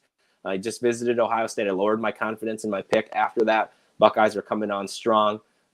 He's still, looking at maybe Oklahoma and some of those schools. I have to think this is going to come down to Michigan and Ohio State, though, and they're locked in a pretty good battle right now. Even without him being able to actually really visit with the schools, he's been to both campuses now this fall on his own, and that's turned into a real fight. So that's the one that everybody, I think, is going to keep an eye on in-state. A lot of the other in-state 22s, I think, are probably a longer way from making a decision. Even guys that Michigan's offered, like Tayshaun Trent, Dylan Tatum, I don't see those guys committing. I could see Will maybe winter, spring start to look at trying to come to a choice. Yeah, people who don't know who Will Johnson is, Grosse Pointe South, 5-star cornerback, the son of former Michigan safety, former Michigan defensive back, Deion Johnson. So, definitely have some family ties there they're trying to capitalize on. And then Rayshawn Benny is the defensive tackle in the current class from Oak Park High School, committed to Michigan State. Currently, it was kind of an abrupt turn of fortune in Michigan State's favor. He had been leaning Michigan's way for quite some time. So it'll be interesting to see how things go over the next month or two with him. Alan, thanks a lot for your time, man. Really appreciate you. Stay safe out there, and looking forward to tell the folks one more time what time you're going to be on the Big Ten Network. 2 to 5 Eastern today, and then that'll rerun tonight too if you don't catch that. So looking forward to it, and appreciate you guys having me on. A good work in another recruiting cycle with you, Sam. Absolutely. Thanks a lot, Alan. Appreciate your time, man. Like I said, stay safe.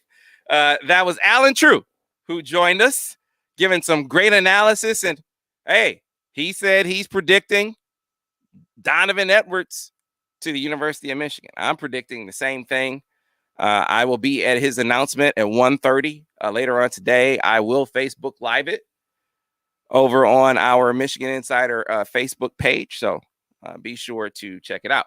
Right now, we got to get to a break. We'll come back on the other side, and we will be joined by another Michigan commitment. Stay tuned. We got Lewis Hansen coming up, right, Mr. Weintraub?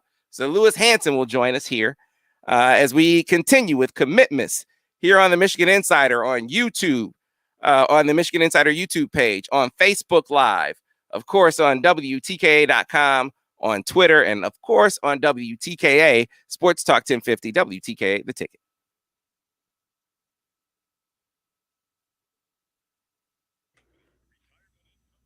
Clear on the radio. We're still obviously live on the streams. We'll bring in our next guest. Hey, Lewis, how are you, man? Lou, your microphone is muted. There you go. How you doing? Good. All right, so we are not live on the radio yet. We are in a break right now, but you are live on YouTube, Facebook Live, and Twitter. So all the Michigan fans are there cheering you on. Congratulations on officially becoming a Wolverine. Thank you. Appreciate it. Yeah, man. How have you sent in your NLI yet? Yeah, I did it online. It opened up at 7:00. Mine was in at 7:01. All right, so you did it right away. Hey, Ira, real quick, I don't know if you can do this before we come back, or sometime soon. Can you send me that Allen True audio? Is that possible? Yeah, I'll get it to you. Yeah, my man. Appreciate it. Yeah, so Lewis, we will get into recapping. When we go on the air, we'll recap your recruitment, get into why Michigan, and, talk about your game, talk about how you, project to the next level, and also talk, frankly, about you were one of the guys that never wavered. And we're going to get into why that is. So you're second to the plate here. We had Tristan Bounds on a little bit earlier in the show. So that was really cool. But how you doing, man? You excited? I'm good. Yeah, I'm excited. I'm fired up. I got my official, not official, I guess it's already official, but the ceremony at 9:15. So I'm ready to go. Yeah, and it's tough because you guys, you didn't play at all in Massachusetts, did you? No, we had like a 7-on-7 season, so it was tough.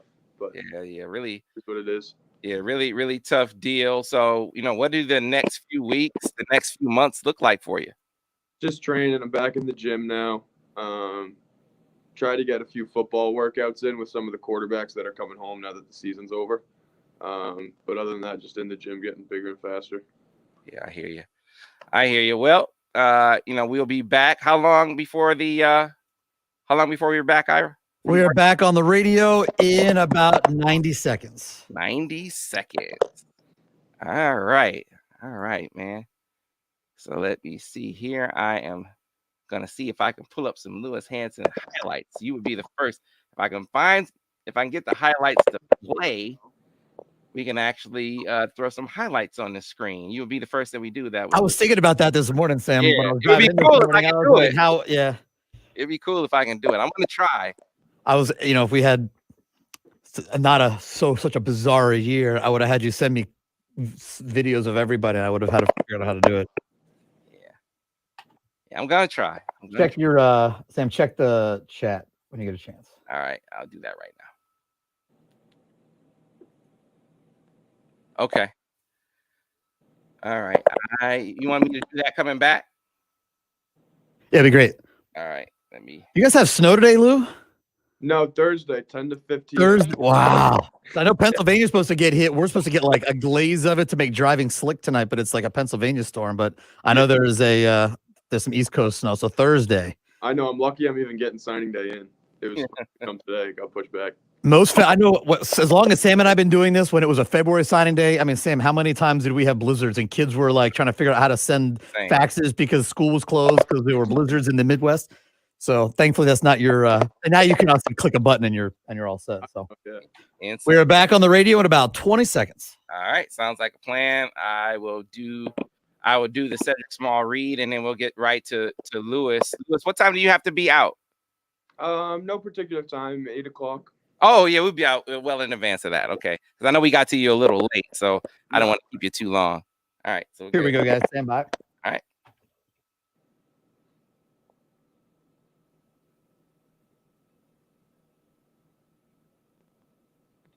Back in radio in 5, 4, 3. And we are back, folks, here on the Michigan Insider, Sports Talk 1050 WTKA, online at WTK.com. And also today, with being a special occasion, we broke out our StreamYard video feed. We are also streaming live on YouTube, on the Michigan Insider YouTube page. We're on Facebook Live. We're on Twitter, as well as WTKA.com if you want to watch the video feed and see the commitments for the first time on one of these shows. You're going to be able to do that before we get back to our show, before we get back to commitments.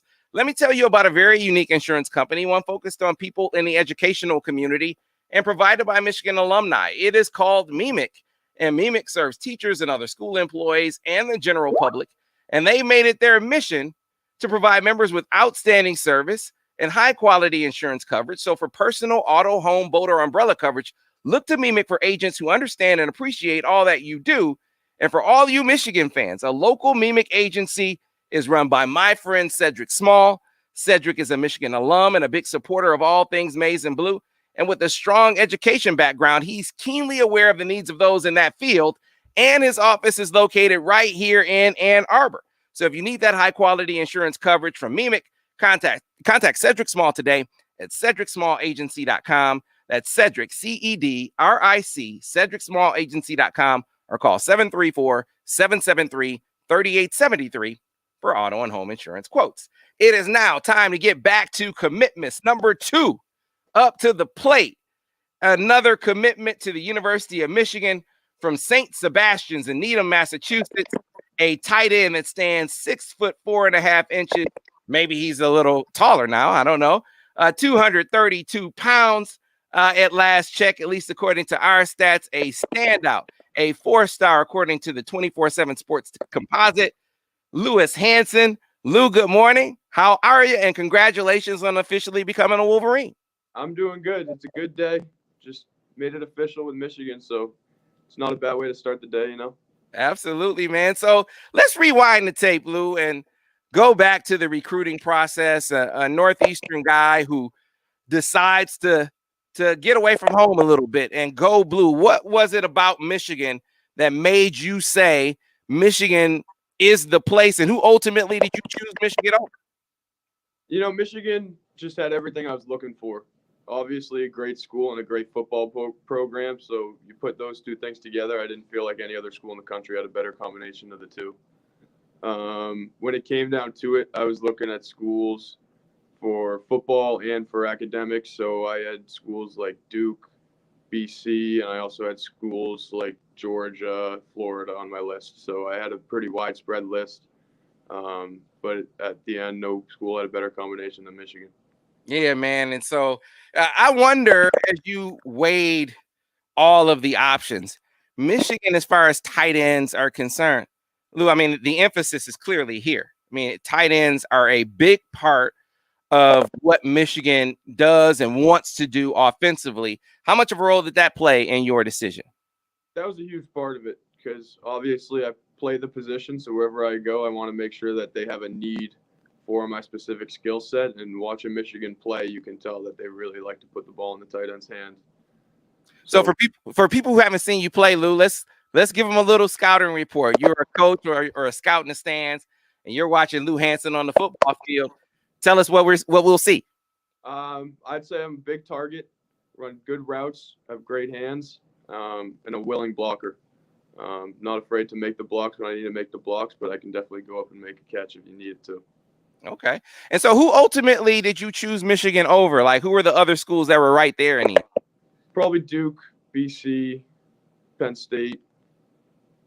And then ultimately, like you said, you decided to go blue, and you decided to stay blue. Yeah. Blue, that's no small thing. I know in most years, you see guys flip, and there's not a whole lot that changes as far as their dynamic is concerned, at least, or they just change their minds. But this year, there was legit reason for guys to have some questions. You didn't amid the downturn on the football field as the Wolverines struggled during the season, and then the speculation about the coaching staff, which has affected some guys, a few guys in this class. It didn't affect you. Why is that? Well, first I'll say the football during a pandemic, obviously a season that we've never seen anything like it before. I knew coming in I wasn't going to put much value into what happened this season, good or bad. But as far as the coaching staff, I love Coach Harbaugh. Definitely prefer to play for Coach Harbaugh, but at the same time, I committed to the University of Michigan, and that was the whole thing. When I made my commitment, I was ready to go to Michigan, and I wasn't necessarily committed to any particular person, rather just the school itself. Absolutely. All right, but let's talk about these coaches and your connection with them. Tell us about your connection with Coach Harbaugh, with Coach Moore, just the coaching staff in general, and kind of vibe and connection you form with them. Yeah, I'm really close with them. I was on the phone with Moore, Harbaugh, and Coach Dudek already this morning. We talk almost every day now leading up to signing day. So we're really close, and it's not even talking about as much football anymore. They know they don't have to recruit me anymore. So we're just checking in and seeing how each other's doing and everything, Yeah. Hey, man, but, it's an interesting situation for you. Most of the guys in the class got a chance to play some football, right? They got a chance to put the pads on a little bit. Tough deal for you guys up in Massachusetts. And so what did you do what have you done to sort of keep your game up, stay sharp, stay strong? And then what do things look like for you moving forward the next few weeks, the next few months? Yeah, so this season, obviously not playing much football. We actually did put the pads on for the last week of the season, so I at least got to feel what it's like to play real football again. But last year, I mean, I played at around 225, 6'4", but not playing football this year, I was able to just continue to work out and train in the gym throughout the season. So now I'm up to close to 240. I'm right around 243, 244. Over 6'5" now, so I really felt like had I gotten on the field, I would have been a different animal. Gotcha. All right. And then, like I said, the next few weeks, next few months, I mean, what's on the agenda? What's on the horizon for you moving forward? No hoops this year. I usually play basketball, but I decided this year I was just going to stay in the gym, get bigger, faster, stronger, and get ready for June when I report, Gotcha. So I'm just in the gym until I get there. Gotcha. Well, Lou, hey, man, appreciate you letting us be a part of your day. Congratulations on officially becoming a Wolverine, and we'll see you when you get here, man. Congrats. Yeah, appreciate it. Go Blue. All right, thanks a lot. That was Lewis Hansen, 4-star tight end, according to the 24/7 Sports Composite, out of St. Sebastian's High School in Needham, Massachusetts. Ranked the number 11 tight end in the country, according to the 24/7 Sports Composite. So, when I was saying, Ira, before we get to the break, when I was saying to people, look, you're in a situation with a lot of guys in this class, and I find it to be a unique circumstance where you got a lot of guys in this class that were saying, look, I want to play for this coaching staff. I want to play for Coach Harbaugh. But if something happens and that's not possible, I still want to go to the University of Michigan. That was a tone that was prevalent in this class. Tristan Bounds, you heard it from him. Lou Hansen, you heard it from him. Jj Mccarthy, you're going to hear it from him. I mean, it's I don't think that one way is better than the other. I know a lot of people say, well, you should commit to a school. I think you should commit to what works for you. For some families, I mean, it is really, really strongly tied to a coach. I get that. To some people, it's really just mostly about the school, and I get that approach as well. And for Michigan, they identified a number of guys in this class that, hey, it is about the school more than anything else. And so that has been a part in helping them hold this class together. We got to get to a break. Man, we're off to a great start on the show. A lot of great guests still to come here on Commitments, our special signing day show here on the Michigan Insider, live on YouTube, on the Michigan Insider YouTube page, on Facebook Live, on Twitter, on WTK.com, and of course on Sports Talk 1050 WTK, The Ticket. Clear on the radio. All right. Thank you, Sheldon. It's fun doing it this way. New addition to how we do things. Yeah, it is. You see me working the phones during the break. It's like draft day watching Adam Schefter. But you only have 1 or 2 phones. He has like 8.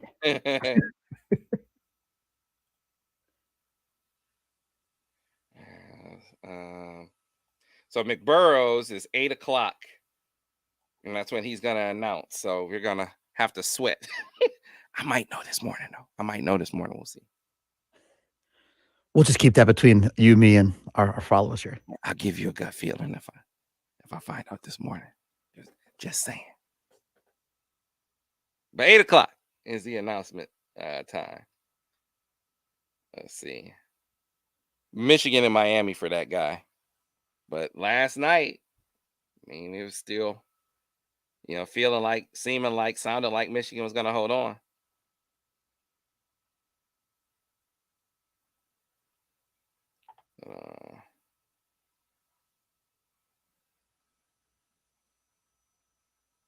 Sam Worthy's at 4 o'clock.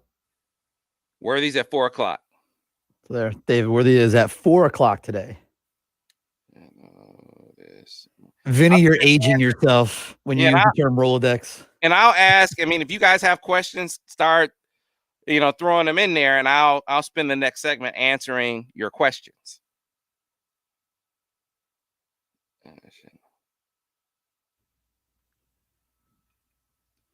Michael, we all like good gut feelings from Sam.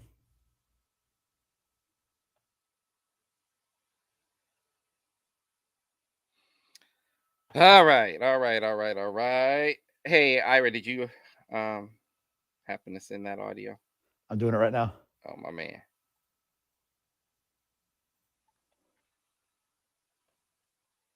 My man.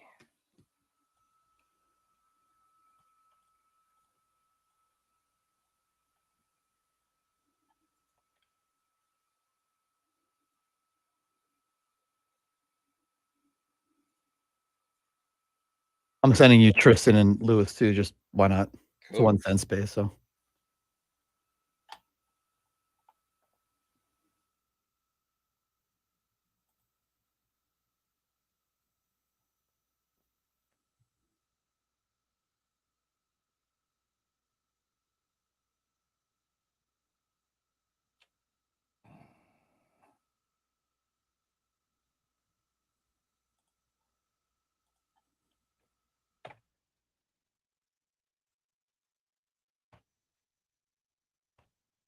Like that. you should have that.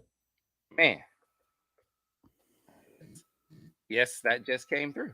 I don't know if you could hear that on my phone, but that just came through. Let's see. Apologize, you guys got to see me work. I normally work during the break, so it's a little bit harder to be. It's a little harder to be engaging in the breaks when on a day like this where I literally have to work during the breaks. But I apologize, but that's why I said, line those questions up, and I will spend time in the next segment just answering questions, because our next guest is Andre Anthony at 8:00, so I have a few minutes to be able to answer some questions. And we are coming back on the radio in about 40 seconds. All right.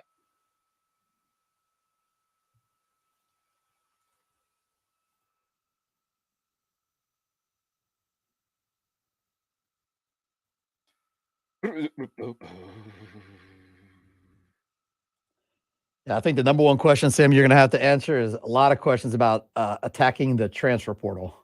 Oh, my God, man. There's no question. I think Zeke just nominated himself to be a scouting the portal guy if they need one. All right, here we go back on radio momentarily. I still have the recruiting roundup music in there, so but I'll count you. Stand by.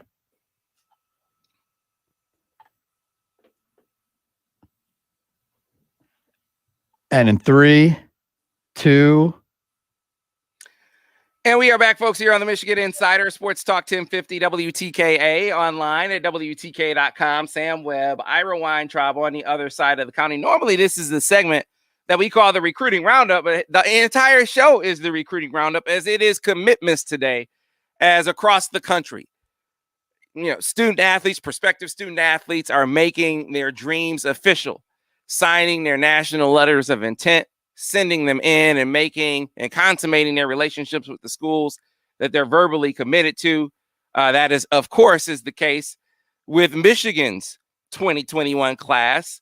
We've already had a couple of members on. They've already sent in their NLIs talking about Tristan Bounds and Lewis Hansen.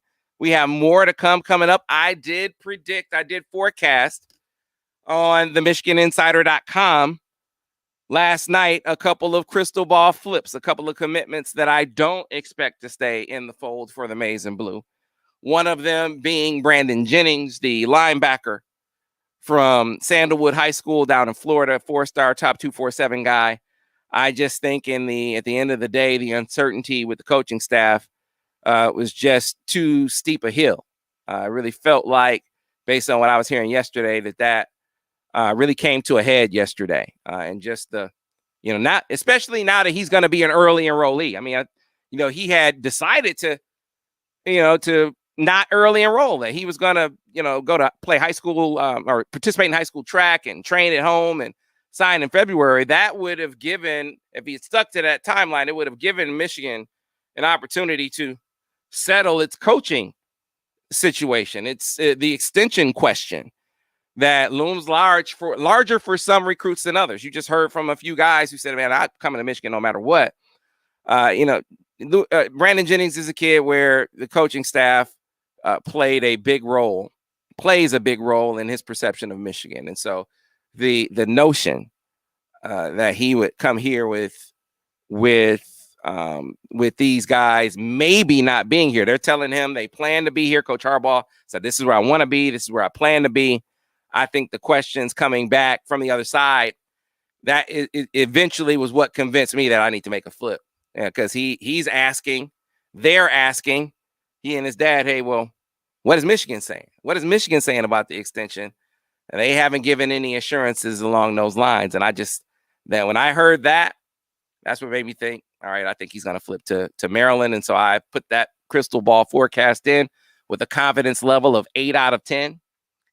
And then late last night, I also put in a crystal ball for Quentin Somerville as strong rumblings about doubt for the same reason that led to things sort of wavering for Brandon Jennings, is hearing the same thing about Quinton Somerville, a guy who is extremely close to Sean Nua. Going back to recruiting him when he was at Arizona State, when Sean worked with Quentin's brother. And I think just the uncertainty about the staff, I think is gonna sway him. It was already loose in Michigan's grip. And I really, as I started hearing more about the nervousness there, made me think a flip was in order. And I put in a flip for UCLA in that regard with a crystal ball confidence level of 8 out of 10. So, but I think Michigan is going to hold on to the majority of the class. You got an 8 o'clock announcement timeline for Jaden McBurrows. He's the guy that maybe is most in question at this point. I'm feeling pretty good about Xavier Worthy, the 4-star receiver out of California. He's set to announce at 4 o'clock this afternoon. You have the Donovan Edwards announcement coming up at around 1:30 today. I will be there live to cover it. You can follow me on Twitter, also Facebook Live. Before we get to our next guest, though, I want to get to a question or two, as I promised. So, Ira, you pick them. You put it on the screen. I'll knock it down. I'll get a couple of these in before we get to Andrel Anthony at the top of the next hour. A lot of pressure for me to grab the first one here for you, Sam. Let's go with, I think you just addressed the portal question, Sam. We'll start with that one. All right. So this is from Zeke. First thing I'm grabbing is 3 DTs and a cornerback. We need a portal guy. Everyone needs, all the college football is going to need a portal guy. You know my theory on this. I think you are going to see a staff addition dedicated to that. It is going to be such an integral part of roster, of forming your roster, of filling your roster. You're going to lose a number of guys, and the quickest way to fill some of those gaps is really going to be the portal. You're going to have some shortcomings at certain positions that are going to be easier to fill with the portal than they are with recruits. I mean, you're going to talk about guys with some college experience. They've at least been in college programs, right? So, yeah, I think it's a big deal. I think you could add linebacker to that mix. You can absolutely add linebacker to that mix when you consider, I know that this is a class that's, that has a number of linebackers in it. But when you look at a guy like, Cam McGrone coming off an injury, right? I think Josh Ross is going to come back, but depth at that position is a significant question. They didn't play Khalil Mullings that year. So if you can get some more experience via the portal, it is a huge, huge deal. Because you saw once Cam McGrone went down, where did they go? This is not meant as a slight, but they had to go from Cam McGrone to a walk-on.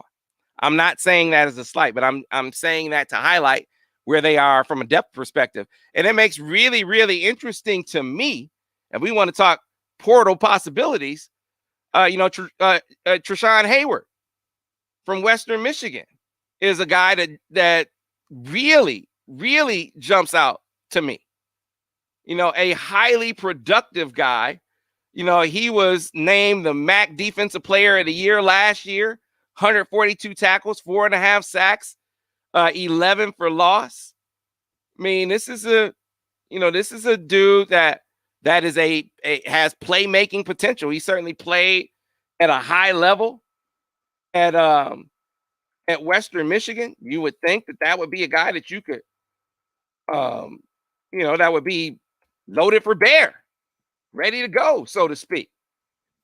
If you're an Amazing Blue, and here's the other thing that you could throw in there, an Ann Arbor Skyline guy.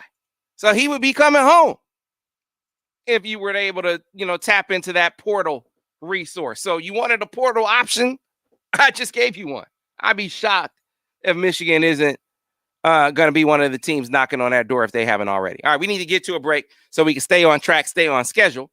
When we come back on the other side, we are going to be joined by Andre Anthony, wide receiver out of East Lansing.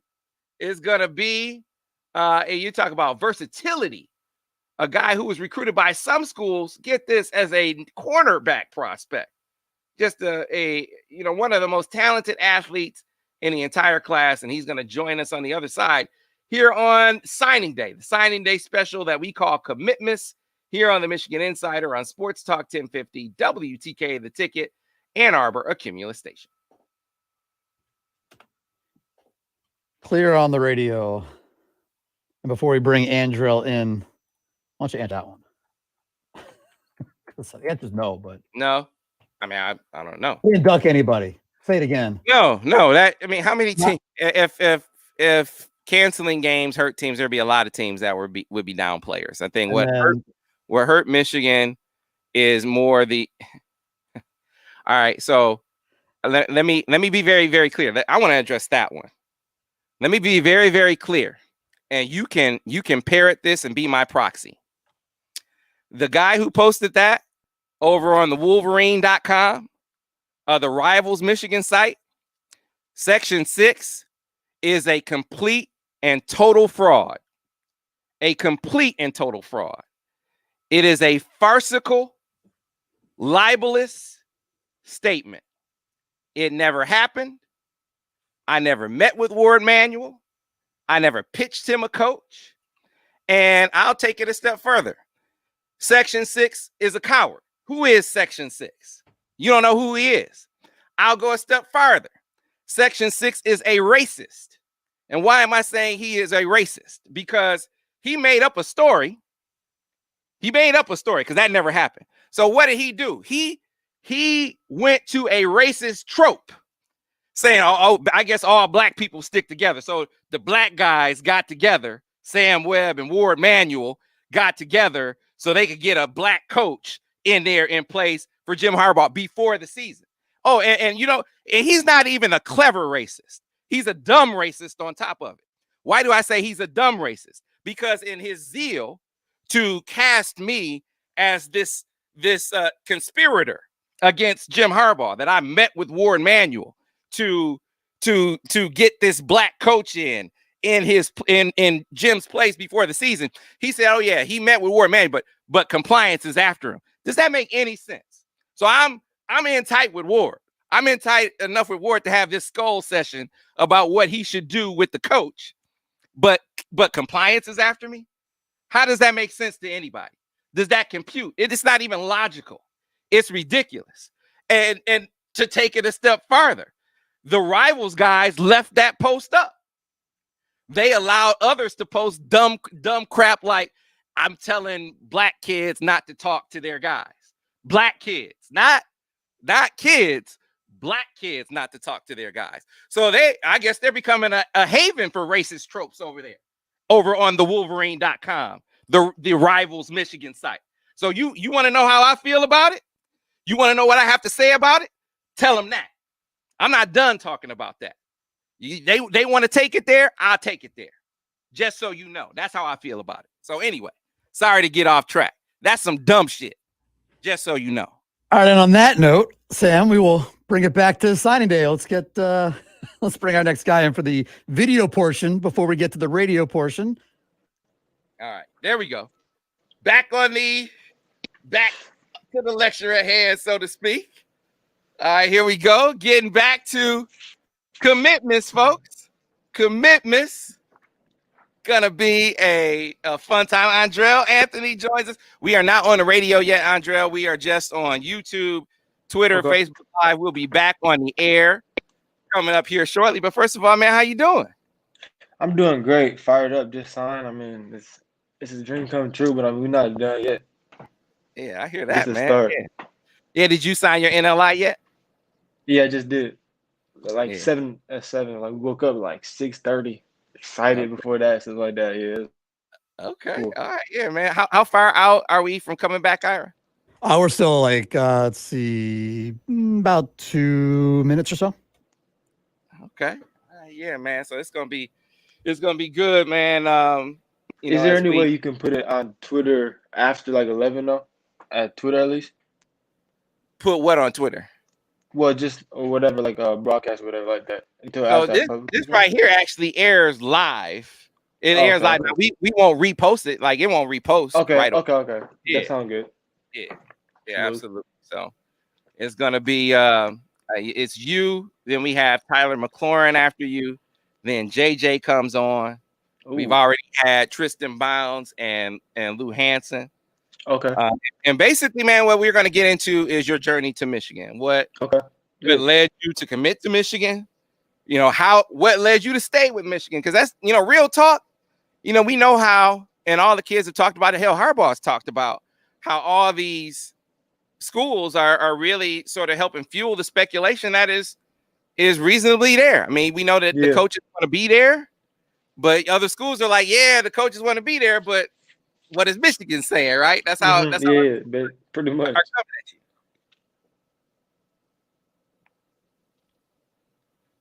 Yeah, there we go. That's even better. That's even better. That's an even better view. So how are you doing your announcement today? I know we're having Bryce come out there to cover it, but how are you doing it? Well, I'm finna be at Patriot Park. I'm finna be in like a pavilion or something like that. Just be out there for like 25 minutes or so. Not too long. Nothing crazy because it is cold. But right. Yeah, right. It is cold. I'm not gonna deny that, but I mean, I can withstand it for a little bit. Yeah. Hey, man. So your mom went to Michigan State, right? Yeah, she did. She graduated. Yeah. So that's gonna be that's gonna be one of the angles that we hit. You know, with the household like growing up, right? Yeah. We take Michigan and Michigan State. I'm a Michigan State alumni, but I'll vote for you or I'll cheer for you at Michigan. Yeah, there you go. Hey, man, blood's always gonna be thicker than water, right? Yeah. Right? Yeah. So, you doing? And you're bringing all the good hair guests this morning to make me feel, you know. Let me fix it right now. Hold up. All right, bro. All right, we are on the radio in about 30 seconds. All right.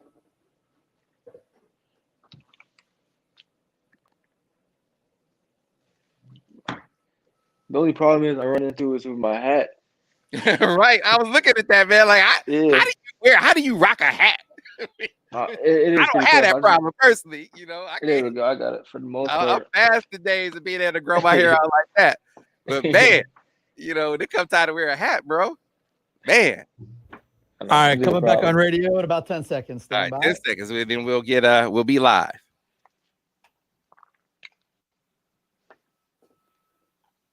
And we are live on the radio in 5, 4, 3. And we are here on the Michigan Insider Sports Talk 1050 WTKA online at WTK.com. Also via video on WTK.com. We are also streaming live on YouTube on the Michigan Insider YouTube page. We're also streaming live on Facebook via Facebook Live. We're also streaming live on Twitter via Periscope, folks. And it is a unique opportunity. The first time we've had commitments, as we're calling it, where you can actually see the recruits as they experience this day. And joining us now out of East Lansing High School, one of the, not just the top receivers in the country, he's one of the top athletes in the country. He is committed and signed to the University of Michigan to play receiver. But this is a young man that if he wanted to, he could be a corner, he could be a safety. I mean, you're just talking about one of the most versatile athletes in the game. Talking about out of East Lansing High School, Andrell Anthony. Andrell, how you doing, man? Good morning, and congratulations on officially becoming a Wolverine. Appreciate it. I'm really excited. I mean, just signed an hour ago. I mean, it's a dream come true, but I mean, we're not done yet. We didn't get it started, so let's get it. Go Blue. All right, so let's back up the tape. Let's rewind, man, because you are obviously one of the most heavily recruited guys in this state for a long time. And it was interesting to follow your recruitment from the outside because at one time, everyone was saying Andrell's going to Michigan. Then another time, everyone was saying Andrell's going to go to Michigan State. Then it seemed like people thought you were going to go to Notre Dame. You were one of the guys that people could never really pinpoint what you were going to do all the way up until you committed to Michigan. I think you surprised people that was where you ultimately wound up. So take us on that journey, your recruitment. Were you really kind of going back and forth, and what eventually led you to Michigan? Well, I mean, it was pretty crazy. I mean, I'm not gonna lie, like a week before signing or before committing, I didn't know what I was gonna do. So we visited. I went down to East Lansing. I went down to Ann Arbor. I actually visited Notre Dame, just seeing the campus and stuff like that. But then when I went to Michigan, even I just had a smile on my face. My mom was like, "Yeah, this is where you want to be. I just know it." And I was like, "How do you know?" And she's like, "I can just tell." So I mean, when I visited the week before signing like that, I was just like, I know this is where home is, stuff like that. So I mean, after later that day, I got home and talked to the coaches. I was like, "Yeah, I'm committing." So it was huge. I mean, it was you did it at a different. time, and you did it at a time. It was. I think there were maybe a couple receivers in the class already, if not three. I can't remember what the number was. Yeah, it was before Marcus had decommitted too. Yeah. So you committed at a time where there were already a lot of guys at the position. What was it about? I know you said you felt at home. What was it about the situation or the coaches? Like, who do you connect with? What about that part of it that was alluring to you as far as Michigan is concerned? Well, I really connect with Harbaugh, Gaddis too a lot. But I mean, Harbaugh has been really big in my recruitment since like my sophomore year, really early. I mean, he's came to my basketball games and just showed like that I've been a priority from like a early standpoint when a lot of the teams didn't do that. So I mean, that's one thing that really has stood out. Just he really has like had the pressure like early, so it really showed that like he wants me like more than just the average coach. Yeah, man. When you look at, I know it didn't look like they wanted it to look this year offensively, right? There's definitely, a lot of receivers played, but between injury and, setbacks, just the passing game wasn't at the level that they anticipated it being. But in all of that, I'm curious if you saw how you would fit in, where you would fit in, if they talked to you about the opportunity to play early. What about your fitness offense? Give me your take on that. Well, they really talked about I'll be moved around between I went to the practice one day. This is when I visited before I committed, and they had like Nico Collins in motion and stuff like that. Like being able to move, being the slot receiver, outside. I mean, they say even some special teams. So I mean, like just basically being versatile. I like the receiver position, not just stuck on the outside receiver, like on the island out there. So like that's one thing they've really told me from like the get go. Just like basically they watch my film and they like that I can do it all that receiver stuff like that. I mean, it's not like I'm only set at one thing, like I'm only fast or I can only jump or something like that. So they really said that they really like that I can be more versatile there. All right. So Andrell, I mean, a couple of things. Number one, as we were talking before you came on, mom's a Michigan State alum. So what was that like growing up? Because my understanding is your pops is a big Michigan fan. Yeah. So what was that like growing up, and how does mom feel about her baby being a Wolverine? Well, mom's very happy. She's proud of me. So I mean, she told me from the beginning, wherever I go, she's gonna support and obviously be pretty proud of me. So I mean, it's just been a journey. And then my dad, he was like, "Yeah, I mean, if you go to state, it's all right, but I mean, you know where you gotta go, stuff like that." So it was just really growing up when Michigan State played Michigan. That was just the biggest thing in the household. It was just like divided that day. Yeah, And I remember, go ahead. I remember when Michigan was winning the whole game and like the punt, whatever against Michigan State that one year, like we were at a bar and I just remember after that my dad just walked out and just I hadn't talked to him for like 2 hours after that. Like he had it. So yeah, that's one memory I'll never forget because it was funny. Yeah, man, there are a lot of Michigan fans watching right now that can identify. Yep. I'm Yep. sure. Here's the thing, though. You stayed committed at a time where let's set the season aside. A lot of people can write off that having a down year during COVID. I mean, a lot of the recruits said that. Mm-hmm. But there's been a lot of speculation about the coaches, Yeah. about whether they will be here moving forward. Jim Harbaugh, I know he said he's telling all the recruits he wants to be here. He plans to be here. That has satisfied most of the guys, but some of them are not satisfied by that. How did that impact you, if at all the speculation about the coaches, and why did you stay committed despite all that speculation? Well, for one, I feel like I don't think he's gonna leave, especially. I mean, this is just a weird year and all that stuff like that. But I mean, I just stay committed because I realized that like it's just I don't know, just a different feeling like with Michigan that I don't feel with like the other like bigger than just the coaching staff itself, like just the school and like the football program is just like I don't know, it just feels like it's right for me, like to go. I mean, I've never really had like any bad experiences or nothing like that as I have like with a few other schools. So I mean, yeah, it's a little uncertain, but I feel like it'll shake itself out here pretty soon though.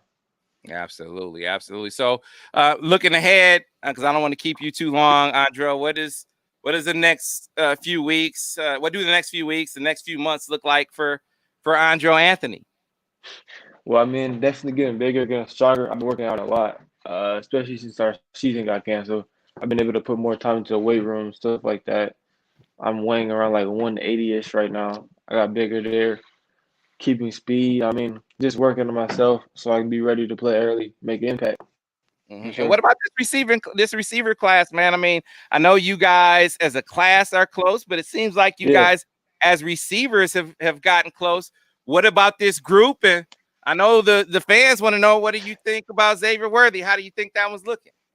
I think Xavier's going to stay. I mean, we need him, and he knows that. He knows he's going to make a big impact soon, too. I feel like he's about to stay. I talked to him a few times. I was on live with him a few days ago, actually. So, Okay. I mean, our receiver class is very special because, I mean, we have, like, everybody at, like, every position that can do everything. Christian's a bigger dude. I mean, he's physical. Xavier's fast. I mean, he can jump, too. So, I mean, yeah, it's going to be special. It's something different. All right. Well, Andro Anthony, appreciate your time, man. Thanks a lot. No problem. For joining us. Congratulations on officially becoming a Wolverine, and we'll see you on the field and talk to you soon. Appreciate it. Go Blue. All right, thanks a lot. That's Andro Anthony. The beat goes on, as they say, as we have another commitment, another Michigan commitment in the house from the state of Illinois. You might remember the school because a guy that I used to watch back when I went to Michigan do his thing. I was a big fan because he was a diminutive guy that got it done on the football field. You guys remember Todd Howard? Todd Howard was the pride of Bolingbrook High School in Bolingbrook, Illinois. Well, so too is our next guest. At about 6'2", 215 pounds, one of the top linebackers in the Midwest and in the country, Tyler McLaurin. Tyler, good morning. Thanks for joining us, and congratulations on officially becoming a Wolverine. Good morning. Thank you for having me. Man, thanks a lot for joining us. And let's jump right into your recruiting story, man. If you could rewind the tape for us and take us back to, because you're obviously a heavily recruited guy, take us back to why it was you determined Michigan would be the place for you. Why did you decide to go blue? Michigan was really it for me. Like, I went up for a visit right before COVID happened. This had to be back in March, like just before COVID hit, like the next week. I mean, it was just a feeling on the trip. I mean, me and my dad went up there, got to talk to Coach Harbaugh, Coach Don Brown, Coach Sharon Moore. Like, we got to talk to all of them. And it was just such a family environment that they gave off. I mean, they even talked about the education, which is a huge part for me, which I also thought was awesome. All right, and so you also at a time. I mean, you look at this class; it's it has other linebackers in it. For a lot of guys, that's a deterrent. Why wasn't it a deterrent for you that Michigan, had other linebackers in the class and were still recruiting other linebackers? And yeah, you said, hey, I'm going blue anyway. Why was that? I mean, I'm all for competition. And also, I know deep down, like with me and especially with other guys, we can create that type of environment to just get each other flowing. Because when you look at guys like Junior, Jaden, or even Brandon, like you can just see how much we could all work well together.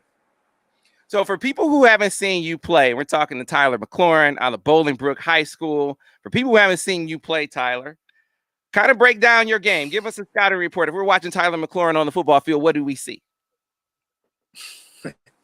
I mean, you're definitely going to see a long guy running across the field. So, I mean, I've just what I would say focus in on especially is the sideline speed, getting back and forth from sideline to sideline, then also watching the downhill speed coming to fill a hole fast. Yeah, man. Is there a specific linebacker position that they've talked to you about? Recently, we've been talking about the Sam and the Will. Talking about two different types of position that also get it flowing. No, look, man, it'd be, I'd be naive to think that you weren't hearing from other schools anyway, but certainly when things started going south on the football field for Michigan, and definitely when the speculation about the coaching staff picked up steam. So I'm curious, Tyler, and I'm asking all the guys this. Did that impact you at all? Did it affect you any? It obviously didn't affect you to the standpoint of getting you out of your commitment. So I do want to know that through all of that speculation and all of that talk about how things are going on the football field, why did you ultimately decide to stay with the University of Michigan? I mean, I decided to stay specifically because, besides the fact that it's also football and a guy loves to compete like myself, always wants to be in that type of position, it was just I had to trust in the coaching staff because when you look at the things that they've done within recent years, given the situation that they're playing with and all the certain speculation that's going on right now, especially with COVID happening, I mean, you just have to put your faith in the guys there. Because, I mean, I know some of the guys up there, and I mean, I know exactly to the extent of their abilities that they're better than what it may show. Because a lot of the games people look at and they're like, oh, Michigan has no fighting spirit. Michigan doesn't do this. Michigan doesn't do that. But, I mean, even with that, I know deep down, especially with the guys, they hate losing. I know they hate it as much as I do. And so many of you guys came up in mid-November for that dead period visit weekend that you guys put together on your own. What was the vibe like that weekend, Tyler? I mean, how did it feel? What did you take out of it? Did you go into that weekend sort of feeling like there were other guys already thinking like you as far as how things were looking, or did you guys kind of collectively come together and kind of had a perspective that, hey, guys, we come here and be the difference?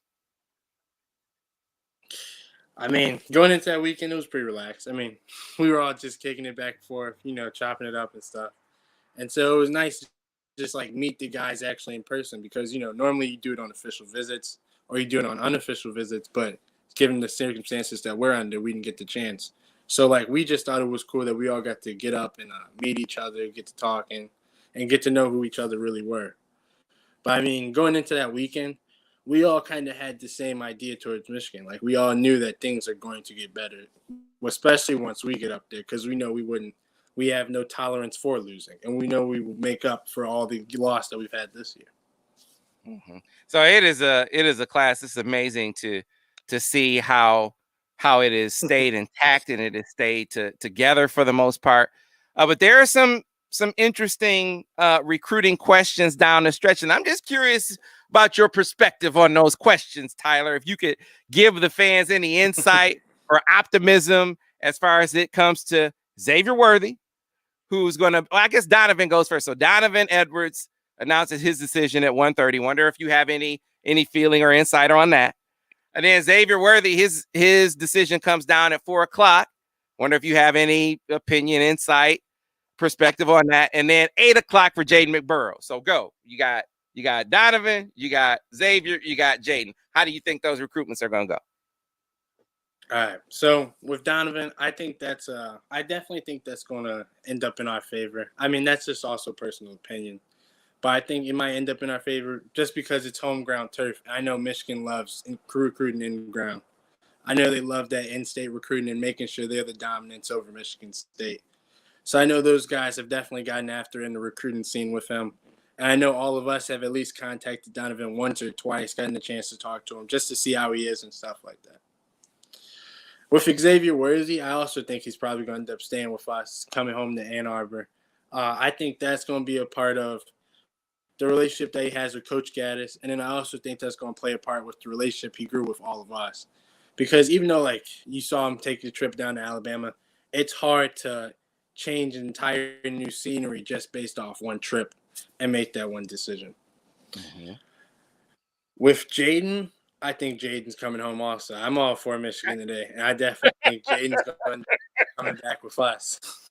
Right. Hey, man. Hey, look. Hey, you have a receptive audience to that message, Tyler. Mostly, though, while they're excited about what you had to say about all those other guys, they're mostly excited about you. All of these comments about saying that this is a guy that really, really gets it. My last question for you.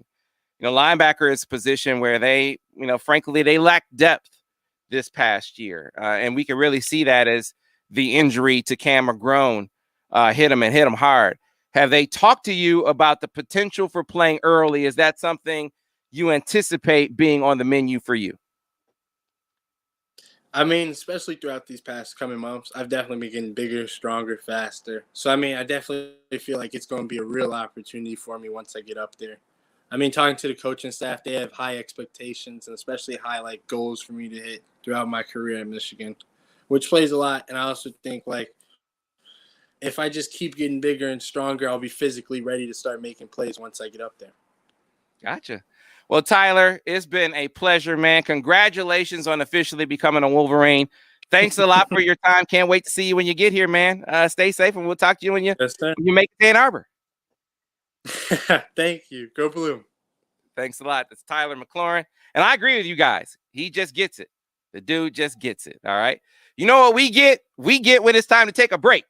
So it is time to take a break right now, because when we come back on the other side, we're going to get with the guy who I think, frankly, the recruiter of the year. Recruiter of the year. He happens to be the centerpiece of this class. A very precocious kid. And you talk about a kid that gets it. Jj Mccarthy gets it. So we're going to have Jj Mccarthy on the other side. We got to get to a break. Back on the other side here on the Michigan Insider on Sports Talk 1050 WTK, The Ticket. Clear on the radio.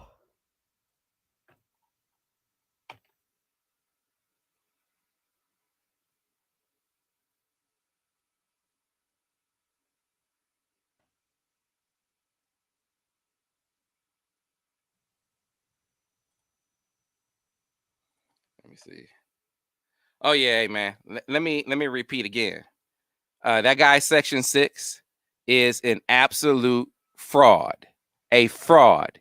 He made that story up. And for those who haven't seen what he said, he went on Rivals. He's supposed to be an insider on the Wolverine.com. He is promoted as a insider on their site, that he has inside information.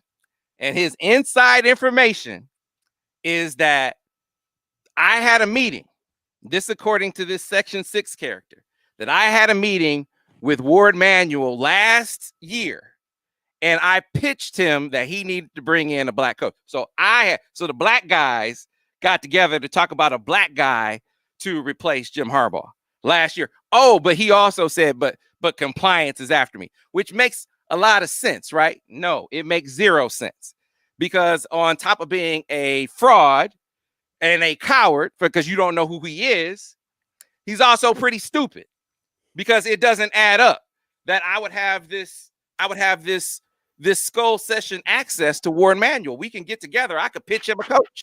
I could be like, hey man, you need to get rid of Jim and bring in, this whoever, bring in this black guy. I don't know who they said we were pointing at, but we were pointing at someone. So bring that guy in. So I could do all that, but I can't get Ward to keep compliance off my back.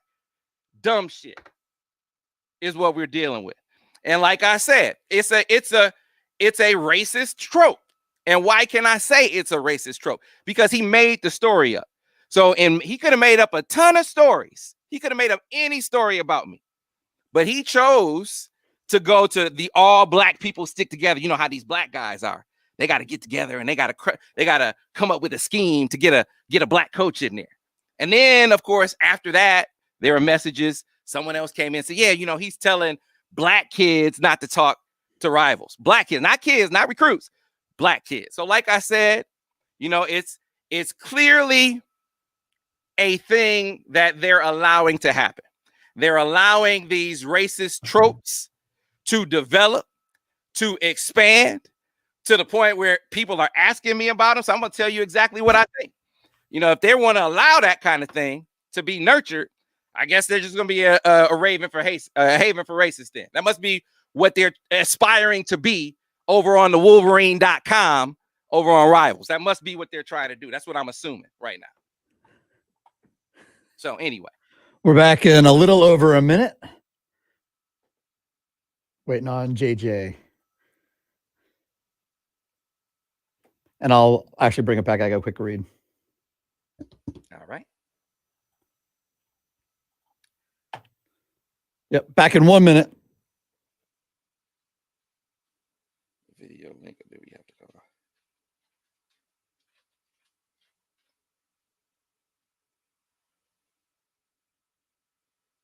Is JJ backstage or he's not backstage? All right. Nope. So I just texted him. We may need to call him. So I'm going to text you his number just in case.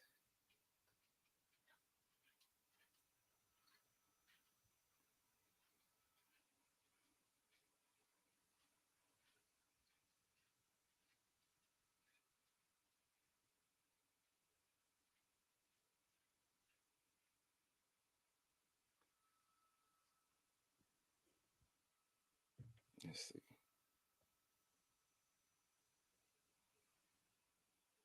All right. Come on, man. This should be easier. Thanks, Jamie. Sam, we're coming back here. All right. You need to send me a number. Let me know.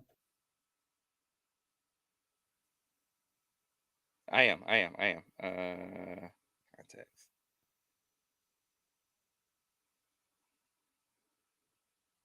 It's coming in now. Oh, he is? Yep. All right. I'm going to bring it back with a read and then just take it from me. So stand by.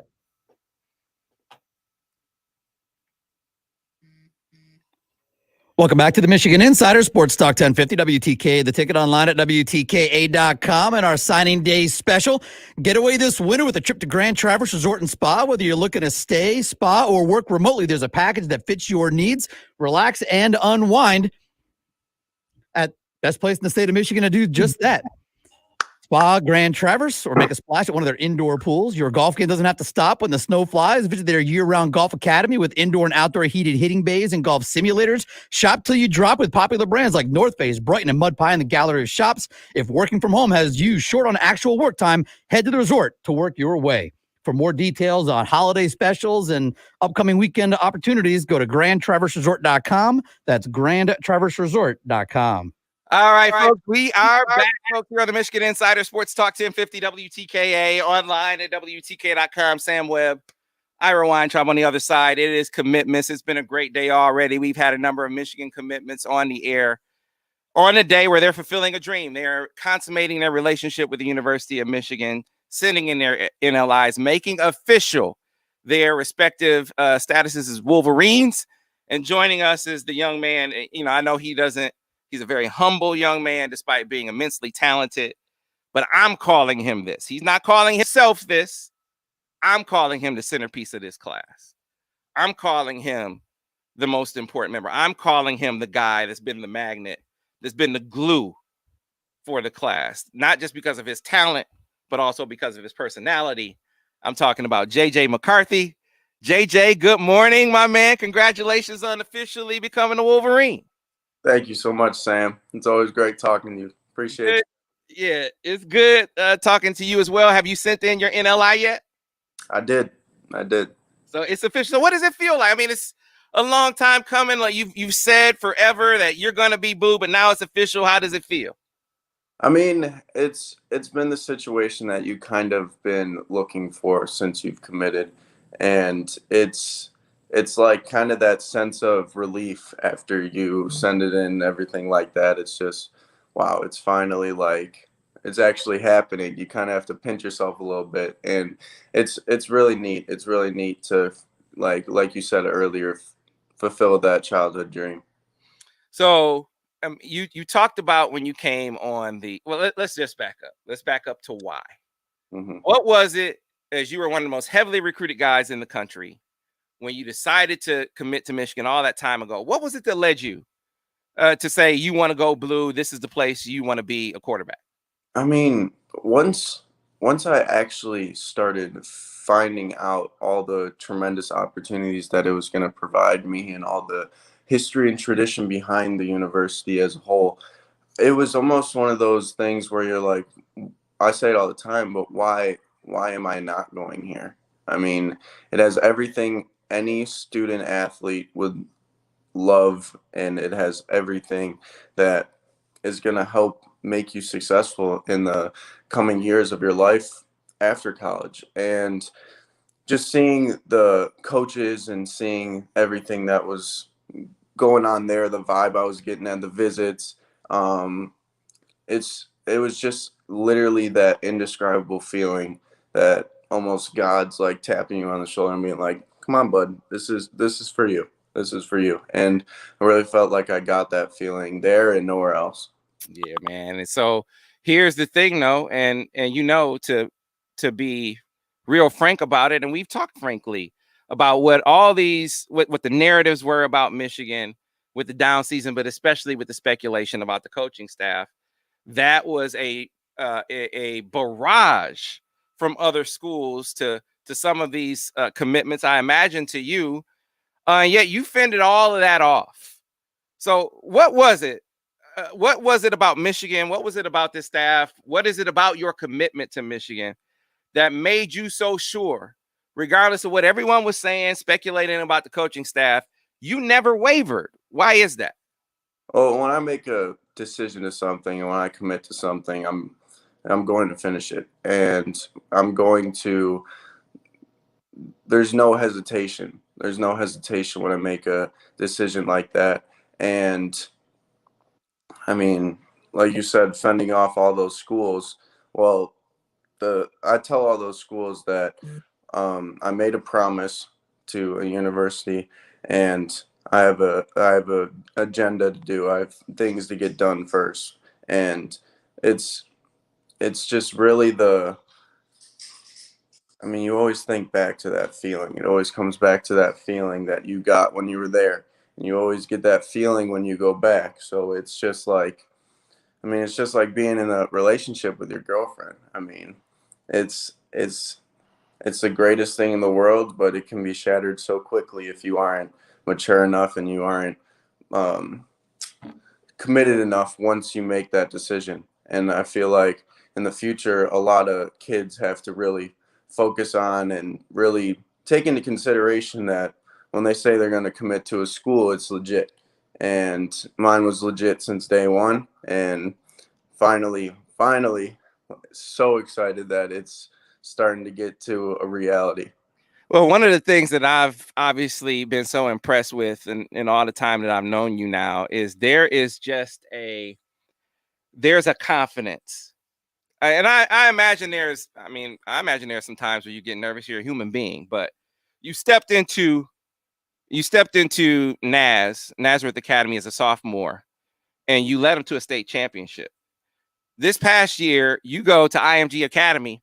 All eyes are on you. You're stepping to the most talented team in the country, and people want to know, what you're going to do. Can you be the guy that can lead them to an undefeated season? You did. Now you step into a situation, JJ, and I'm not asking you to predict what it's going to be, but I'm saying you're stepping into a situation as an early enrollee where I think you're going to be in contention for the starting quarterback job as a true freshman. Does that make you nervous? Were you nervous at any of those turns? Were you nervous as a sophomore on that team? Were you nervous heading into IMG? And where does this inner confidence that you have even if you do get nervous, come from? I mean, it's just kind of, there is no fear when you work so freaking hard. There is no fear when you have total trust in your skill and ability and everything you need to be out there and be successful. And I feel like growing up and being blessed, being put in those situations I was put in at NAS, and being blessed of my upbringing, I think it was just kind of molded into me, where I realized that the harder I work, the smarter I work, it's all going to fade out into success. And I think of success not in wins and losses. I think of success in personal and team growth.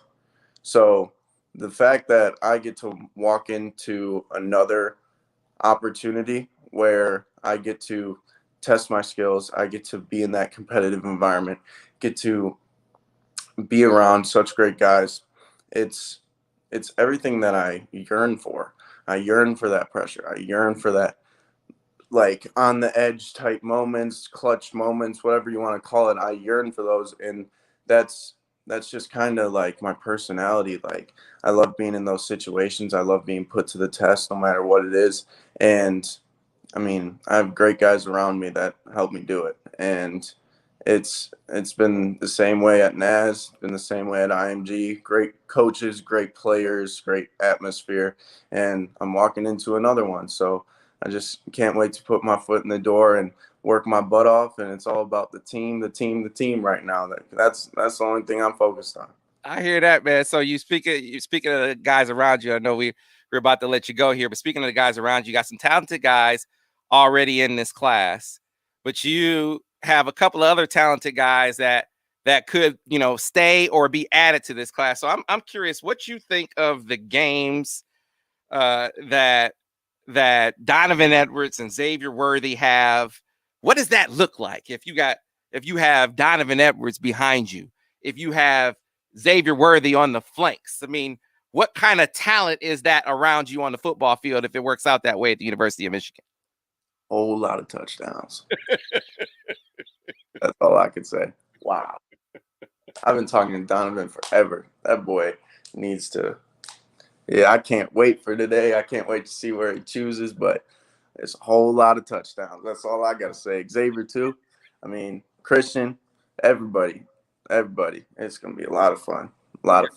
Gotcha. So when do you report? Like, what does your schedule look like over the next few weeks? When do you officially, kind of, how does it look? Do you come to camp? How's it going to look for you the next few weeks? I mean, I'm just getting my body right, working out 5 days a week, throwing twice, keep that kind of ready to go. And I mean, finishing up schoolwork right now, and I'm really just like itching to get there. I can't wait to get there. I can't wait to get things going with the guys and get things going with the coaches, and just it's crazy that it's finally here. I mean, I've been dreaming it since 5th grade when I made the decision that football was going to be the thing I do for the rest of my life, and I just can't wait. I'm in tremendous excitement, and I'm thrilled to get there. Gotcha. My man, well, JJ, happy for you, proud of you, excited about what's ahead for you. Thanks a lot for taking so much time. Whenever I ask, man, that's not lost on me. You don't have to do it, and you do it anyway. Anytime. I appreciate you. Congratulations. Enjoy your day, and stay safe. We'll see you soon. See you soon, Sam. Have a nice day. All right. Thanks a lot. That was Michigan quarterback commitment, Jj Mccarthy. Special kid, man. Special kid. Yeah, Tim, everyone's jumping on the same comment. Tony commented on our video stream, but when you asked him the question, he goes, a whole lot of touchdowns. Yeah, he's a very, very talented young man, and I think mentally he has the makeup to go in and play early. I mean, that's not making any predictions about him definitely being the guy or what kind of success he would have out of the gate. I'm just saying, I could see with this kid, especially being an early enrollee, I could see him being in position to, to be the guy next year. Definitely to be legitimately in the mix to be the guy anyway. So big time land, and I agree with him that that you're talking about game breaking talent. Those two guys, along with all of the other talents in this class, but Xavier Worthy is a 10.5 500-meter guy as a sophomore. He insists he's 10.3 10.4 now. I shouldn't say 10.4. He hasn't said 10.4 to me. He said 10.2 10.3. So who am I to doubt him if he was running 10.55 as a sophomore in high school? He is an electric player. He's skinny. He has to put some muscle on that slender frame. That's what a college strength and conditioning program is all about. But one of our followers over on Twitter, I think, maybe it was I think it was Twitter. Mike T was the one who said, Sam, this kid, at least I'm a longtime Michigan fan, this kid watching this tape, he looks like AC to me. Now, no one's guaranteeing that he's going to come into Michigan to be Anthony Carter. I mean, it's funny how people take something you say, twist it and distort it over time. Hey, you said he was going to be AC. No, I didn't. You said Joe Milton was going to be Cam Newton. No, I didn't. That was actually a physical comparison that Devin Gardner made about his physical makeup. Urban Meyer and that Urban Meyer made. I guess that's probably the more noteworthy. That Urban Meyer said physically, he looks like Cam Newton. So no, I never said he's going to be Cam Newton, nor am I saying Xavier Worthy is going to be Anthony Carter. But I am saying that I understand the comparison as far as his high school talent, his high school skill set, what he looks like athletically coming in the door as a 6'1", 160-pound, long speed, cat quick, cut butter, make you miss in a phone booth kind of guy. Now he has to get bigger and stronger, but if he adds that size and strength to the fold, man, he has the potential. I mean, there's a reason why Alabama has 3 top 10 receivers in their class, and they are still pushing for Xavier Worthy. There's a reason for that. That kid has big time potential, and I think Donovan Edwards is number 1 running back in the country. I think Donovan Edwards is the number 1 running back in the country. I mean, he is, as far as you look at the guys they have on the roster right now. You have some guys that are good runners. They're physical. They can get you some chunks, but maybe not be 80-yard guys. Your 80-yard guy is a little smaller. He's a little bit shiftier. He can get outside, but not the biggest guy. Donovan Edwards is a mixture. He's a hybrid. He's a guy that comes in, is going to be 6 foot, 210, 215, eventually probably around 210, but he has the speed to go the distance. He can split out and play wide out. He can get you the physical yards between the tackles, and mentally, just the mental toughness that you like to see. These are the kinds of talents that you need if you are going to get back to to contention. So we need to get to a break, though. I've been talking a lot. When we come back on the other side, we're going to answer some of these questions as we press toward the 9 o'clock hour. We're going to have more guests. We're going to be joined by Brian Doan coming up here on the Michigan Insider on Commitments. We're also going to be joined by Giovanni El Hadi. So a lot still to come here on the Michigan Insider on Sports Talk 1050. Commitments also on YouTube, Facebook Live, and Twitter. Back on the other side here on Sports Talk 1050 WTK, The Ticket. Clear on the radio. And a shout out to Joey saying we have a Georgia fan watching. He says that the Georgia show doesn't start till 9 o'clock or so. So he's watching us. He thinks Donovan Edwards is going to be a dog. I don't think you agree with him. I do not agree with him. I think that Georgia has done a hell of a job recruiting him, but I do not think that Donovan is going to be a dog. I think Donovan's going to be a dog, but I don't think he's going to be a dog. Yeah, a dog up here, not a dog down there. Right, exactly. There's a question for you, Sam. I do think he has a chance to play as a true freshman.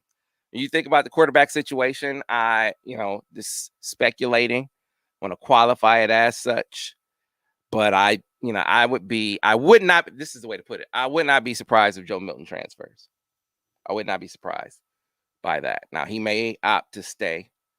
If he does, it's definitely going to be a competition. I felt like, Joe he's been injured for weeks. So he's You know, I think both he and this is me, this is not a report. I think, let's qualify it that way. I think Joe's going to have surgery, and I think Cade McNamara is going to have surgery. I think. So there's a difference, right? I'm not reporting on their situations. I'm giving you my opinion. I think that both guys are going to have surgery here in the not too distant future.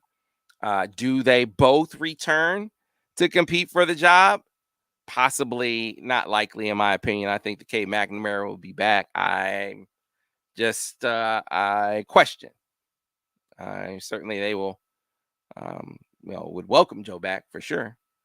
But either way, Jj McCarthy being an early enrollee, being the precocious young man that he is, a guy who's, is coming off of a as close to a college-like setting as you can have in high school at IMG Academy. I think that lends itself even more to him competing for early playing time. So I think he'll be in the mix. He'll legitimately be in the mix as a true freshman. That's in part because the two guys that, if there are two guys, the one or two guys that are here obviously you wouldn't have locked that job down based on this current year, and that he's just a really impressive talent. The combination, and he's mentally, he's beyond his years. I mean, he's wise beyond his years. So I think that puts him in position to really legitimately compete. So how far out are we, Ira? 90 seconds till radio. All right. Sounds like a plan. Oh, ye of little faith, Dre. Oh, ye of little faith, man. Look, I get it. I understand why you would think that based on what they are on the football field, Bama's Bama. They put receivers in the league. They obviously develop guys. I mean, there's every reason to be pessimistic if you're just looking at it from the outside with no information, right? But the information that you have is he is very, very close to Josh Gaddis. He, his family, his mom, I think that they have really connected with the coaching staff. 30 seconds. I think they believe this coaching staff is going to be here. Now, whether that is really the case is beside the point. I think at least it's enough for them at this point that Jim Harbaugh is telling them he intends to be here. He wants to be here, and he intends to be here. And so I think that's enough to get them across the finish line, because they think if Jim Harbaugh stays, they think he's going to keep Josh Gaddis. And if Josh Gaddis is here, he's the wall, he's the plug, he's the lure. Coming back here, Sam. All right. About 7 minutes to wrap up this hour of radio. Obviously still live on the video. Back in 5, 4, 3. We are back, folks, here on the Michigan Insider Sports Talk 1050 WTKA, online at WTK.com. Sam Webb, Ira Weintraub on the other side on this commitments, this Michigan football recruiting holiday, as we call it. And it's a day unlike many others in that, the drama that is always a part of National Signing Day, or at least the first day of the early signing period, that we've been dealing with for the last couple of years. There's been an early signing period. The drama this year is intensified. It's intensified because there is this perceived uncertainty when it comes to the coaching staff. It has been a Herculean task for these guys to fight that uncertainty. I mean, man, it's like you are stuck in a gully or a valley, and you got people from all sides bearing down on you. They got the high ground. It's like you're fighting on multiple fronts. I mean, they're here, they're there, everyone is raining down on you. How do you protect your position? That must be what it feels like. I think it's inevitable that they lose a couple of guys. I've already given my crystal ball takes over on the MichiganInsider.com on a few flips. I think that Brandon Jennings, in my opinion, put my crystal ball on Maryland last night. I've heard nothing to make me come off of that pick with a confidence level of 8.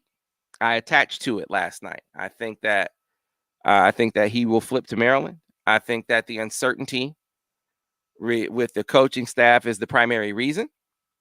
I think that I think that Michigan did as good a job as they could possibly do of assuring him. Jim Harbaugh made it plain, made it clear that this is where he wants to be. This is where he intends to be. What made me make the flip, what made me make that call, and that made me think that it's going to be Maryland is because, they continue to question, well, okay, you intend to be here, but where is that co-assurance from Michigan? Where is Michigan saying we're going to get that?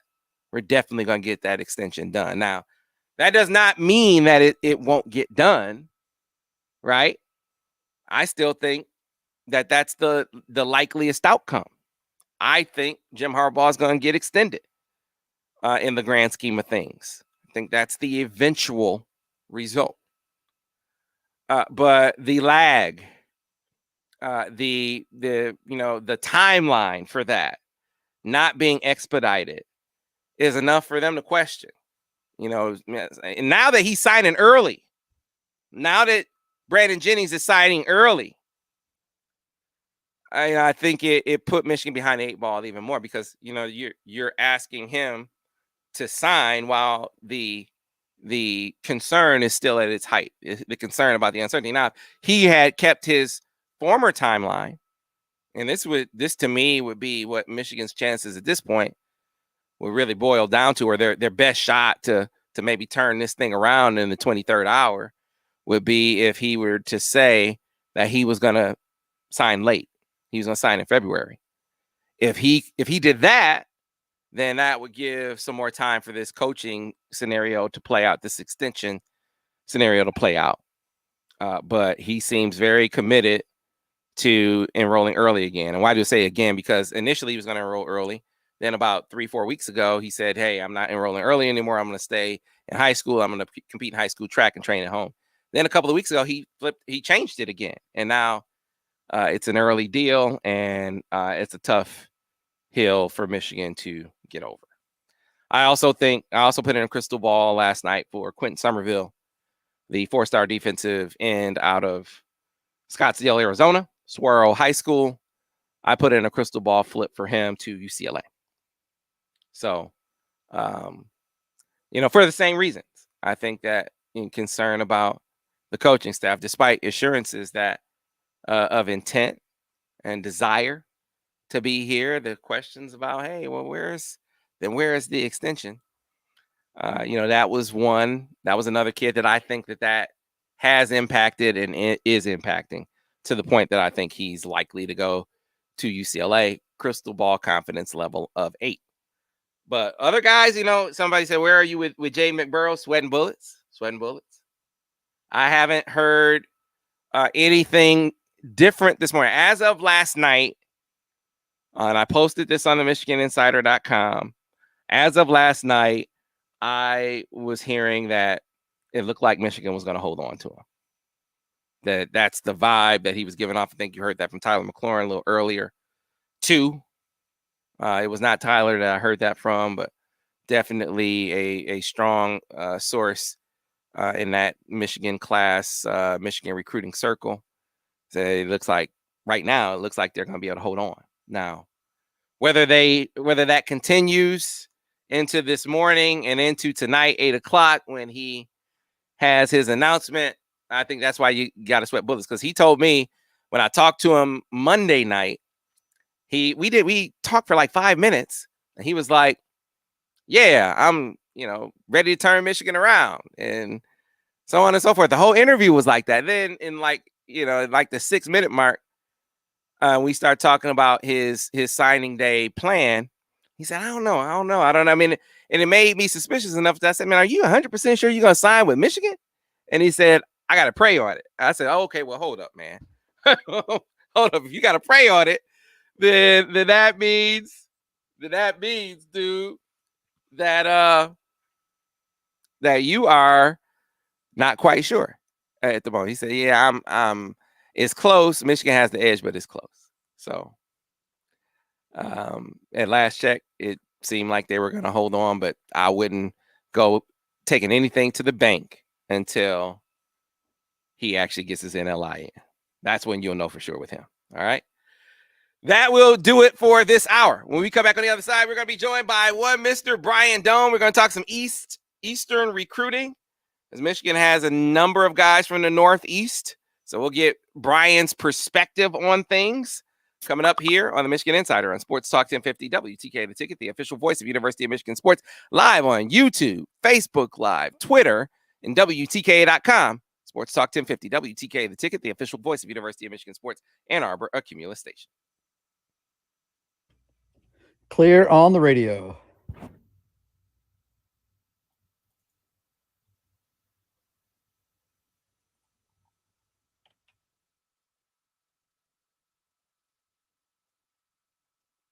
A question for you on the screen there, Sam.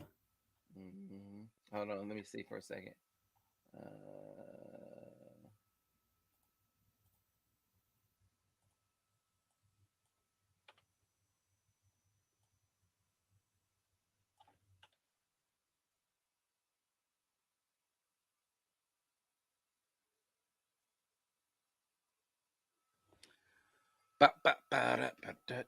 Let me see. I'm just checking on something.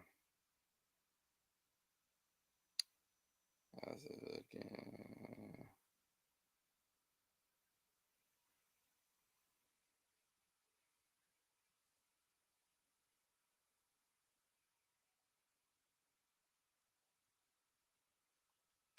All right.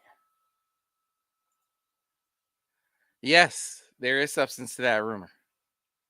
I mean, this is one of the things that I was alluding to earlier in the 6 o'clock hour about a potential surprise.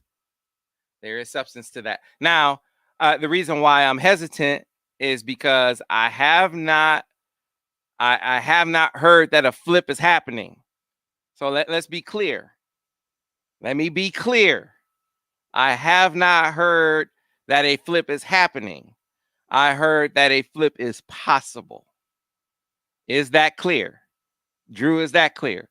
Is that clear to everyone on YouTube and Twitter and Facebook?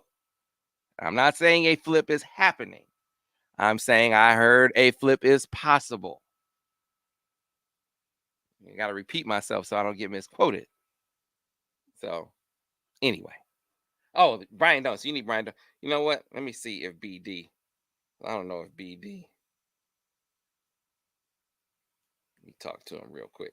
I didn't say anything about video to BD. So he might not want to come on video, which is fine if he doesn't. There's Brian Doan.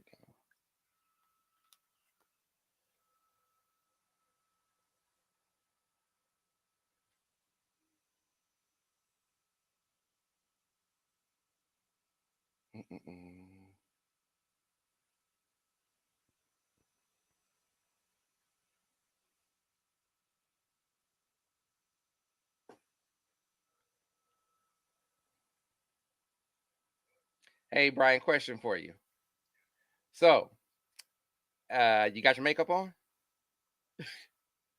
I was wondering if you would be open to coming on our video feed, or do you just want to be on the phone? Okay, that's why. Okay, that's why I asked. Okay. I gotcha. All right, man. I will have Ira call you right now. All right. The 732 number. Yes, the 7. Okay, I'll call him right now. We're coming back. I appreciate that. No problem. I appreciate that. I have yet to address it on my site, but I am. But yeah, the reason why I'm addressing it so consistently is because it's been left up there. Which what am I talking about? So let me read to you. So we are not live on the air, so I can call it what it is. The dumb. Stand by, Tim. Oh, damn. I can't. We'll get to it at the break. Coming back with Brian Doan. He's ready to go in 5, 4, 3. And we are back, folks, here on the Michigan Insider on Sports Talk 1050 WTKA, online at WTKA.com. Sam Webb, Ira Weintraub on the other side of the county. It is commitments. It is National Signing Day. Obviously across the country, or at least the first day in the early signing period. And it is a holiday here in Ann Arbor, even with the drama, the increased drama around this signing day due to all the speculation about Jim Harbaugh, his staff, that other schools just really bombarded. And it's not like this narrative is not out there absent the other schools. It is, but they were using it to really, really press Michigan's commitments hard. Most of them are staying put. Many of them are guys from the Northeast. So joining us to give you some perspective on the talent that Michigan has added from that region of the country. He's one of the best guys in the game, a national recruiting analyst based in the Northeast for 24/7 Sports, is my good friend, my guy, Brian Doan. Brian, good morning. How are you? Man, you have a lot of energy, Sam. I am not used to being up this early in life, so it's a special day. Well, I'm glad you could join us, Brian. Hey, call it being used to it, man. Being used to it. Been doing it for a number of years. And for a number of years, you've been a regular on this show because Michigan's Northeast footprint in recruiting has expanded in the last 5-6 years. First, due to Chris Partridge, and then lately due to Don Brown. So they are always in your region, and they got some, a few guys that cracked or at least one guy that cracked the 4-star list, but a lot of guys, several guys who are right in that 3-star range. So let's just start off first with the young man that we talked to, the first young man that we talked to this morning. 6'7.5" 285 pounds, from Choate Rosemary Hall, an Alexandria, Virginia kid, that was where he's from. Tristan Bounds, tell us about his talent. What you project his ceiling to be. What do you think of Tristan Bounds? Yeah, I mean, first of all, I like him a lot. He's a great kid, and for Michigan fans to understand where he's from, he's from Virginia. Went to a boarding school in Connecticut. He actually started at the same school that Luigi Belaine, who's at Michigan now, Episcopal down in Virginia. Then he went up to Choate. Listen, I thought Tristan all the time was on the edge of getting a 4th star. He's a kid that I've liked a lot. You can't teach the length. He's got great work ethic.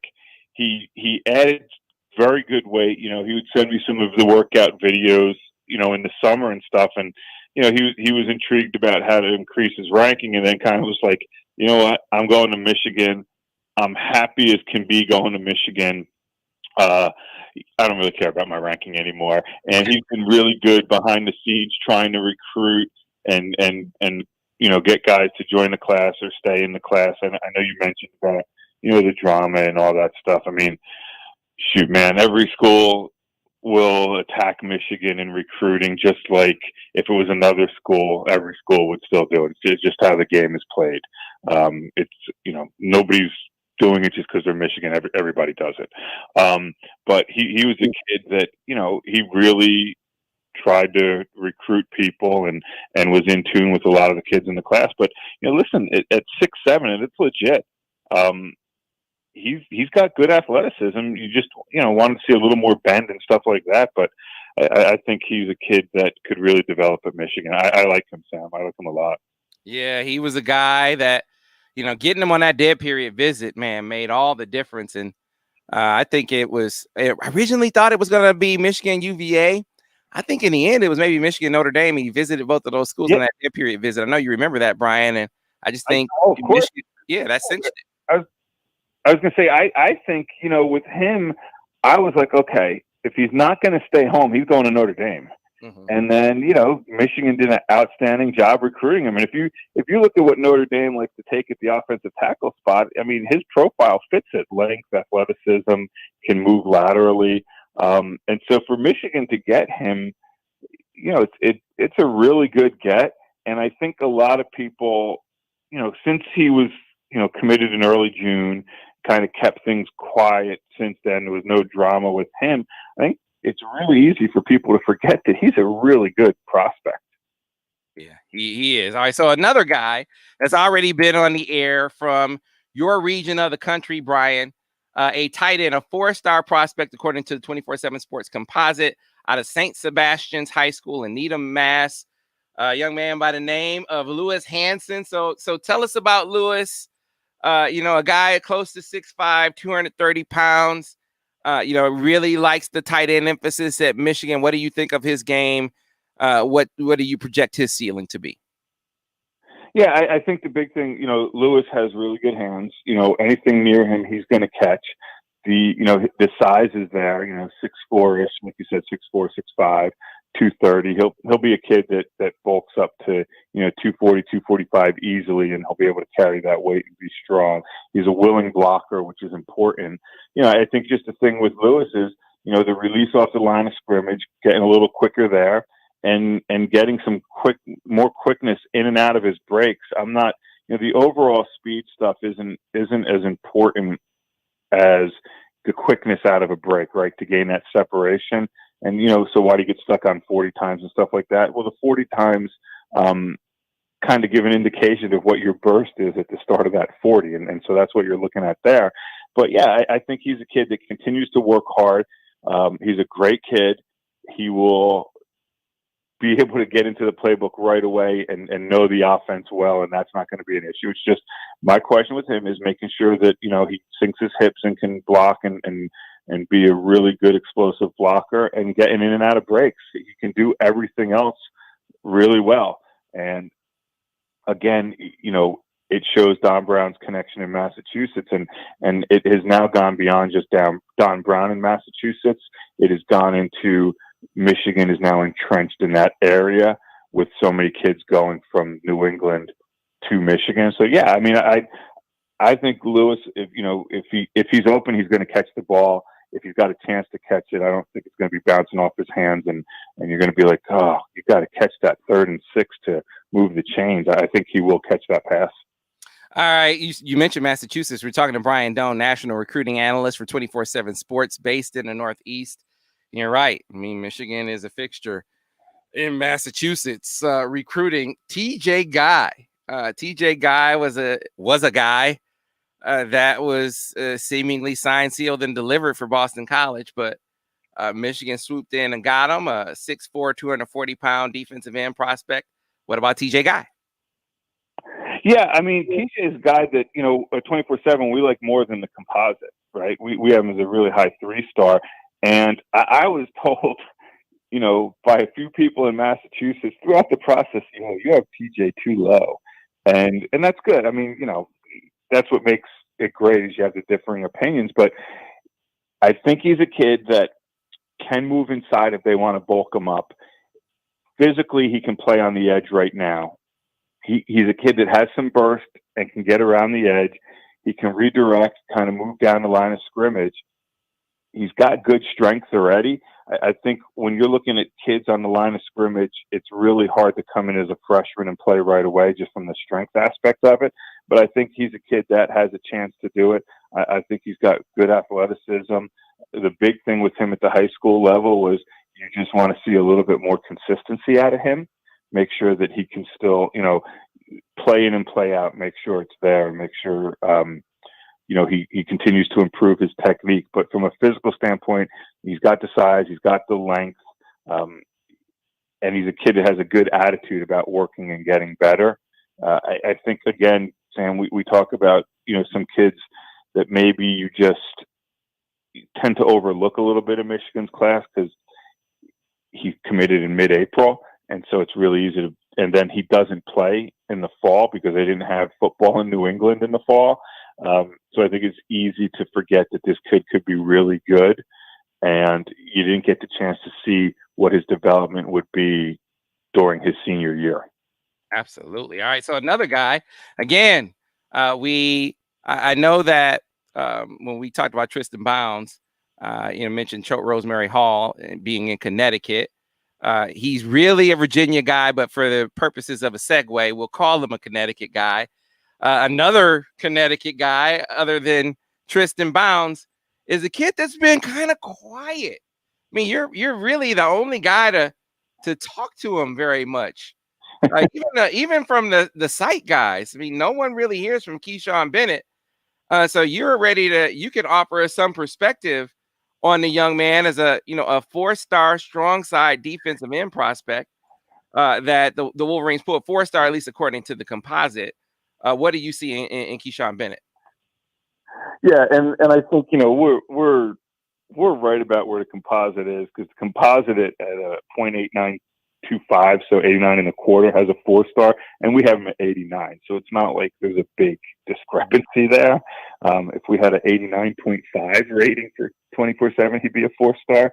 But yeah, I mean, Sam, I can remember, his commitment was kind of like at the height of COVID here in the Northeast in Jersey. And I can still remember talking to you at like 10:30 at night saying, hey, Keyshawn said he's close to making a decision. I think it could be Michigan. And I'm sitting out back up by a fire pit, just working, kind of enjoying the night.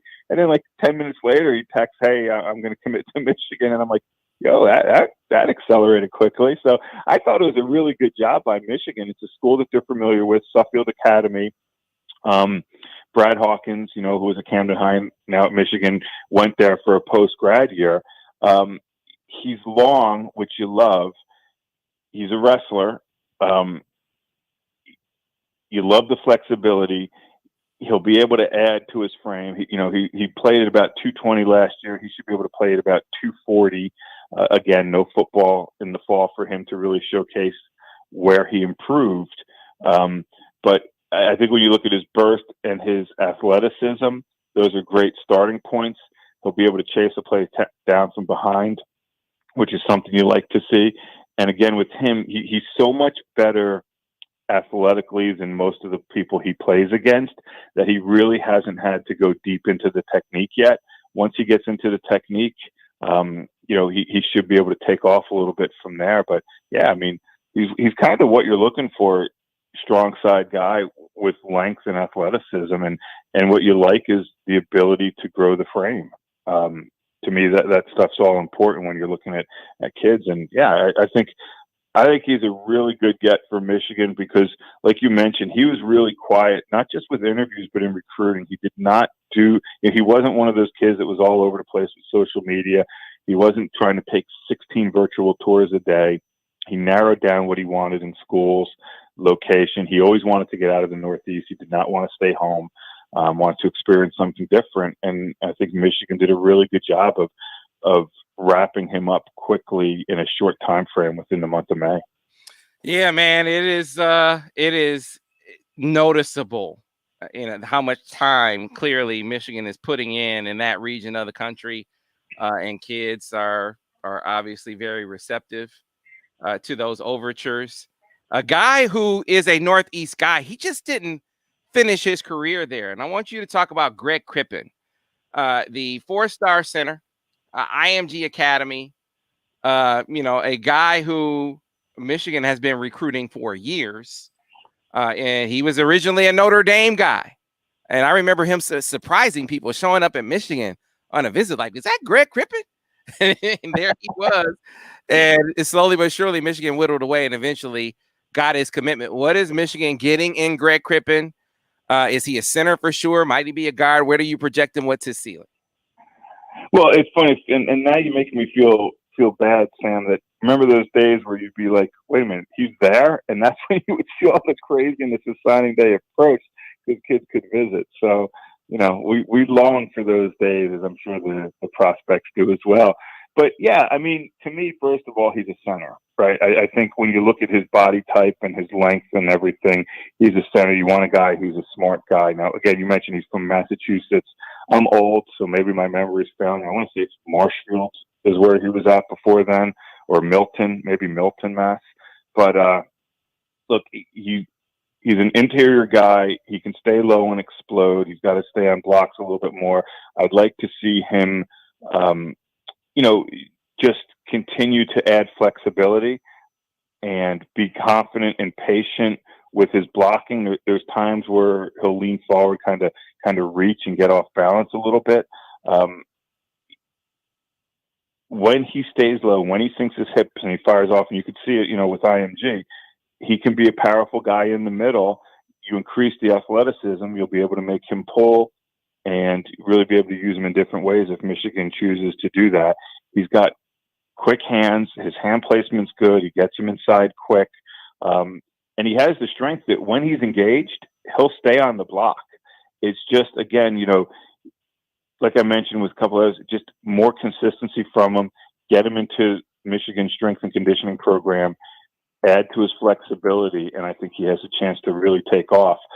Could he play guard? Yeah, I think he probably could, but I think, given his football IQ, his intelligence, and just, the physical aspect, I like him most as center. All right. So I'm about to give you a headache, Brian. We talk about this all the time. So two guys that have been on Michigan's radar forever. All right. At one time or another, it seemed like Michigan led. Now it seems like Michigan. Well, what are you sponsored by? Tylenol, Advil? What chat up? Wait. Before we get to that, let's not leave out one more commit. Dominic Jedice. So tell us about Dominic Jedice before I give you a headache.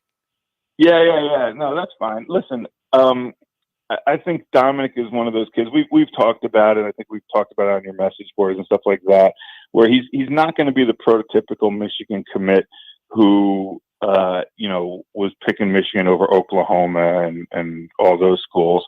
He's a Jersey Shore guy who I saw play as a junior, and I thought he was a good prospect, right? He played defensive line, and the more I watched his tape, I thought he could be an interior offensive lineman. I think at the end of the day, if you're going to bulk him up, he's 6'4", maybe 260 now. If you're going to bulk him up to 280, 290, stick him in the middle of the line, say take on double teams and clear lanes for the linebackers to come make plays, I could understand why you would do that.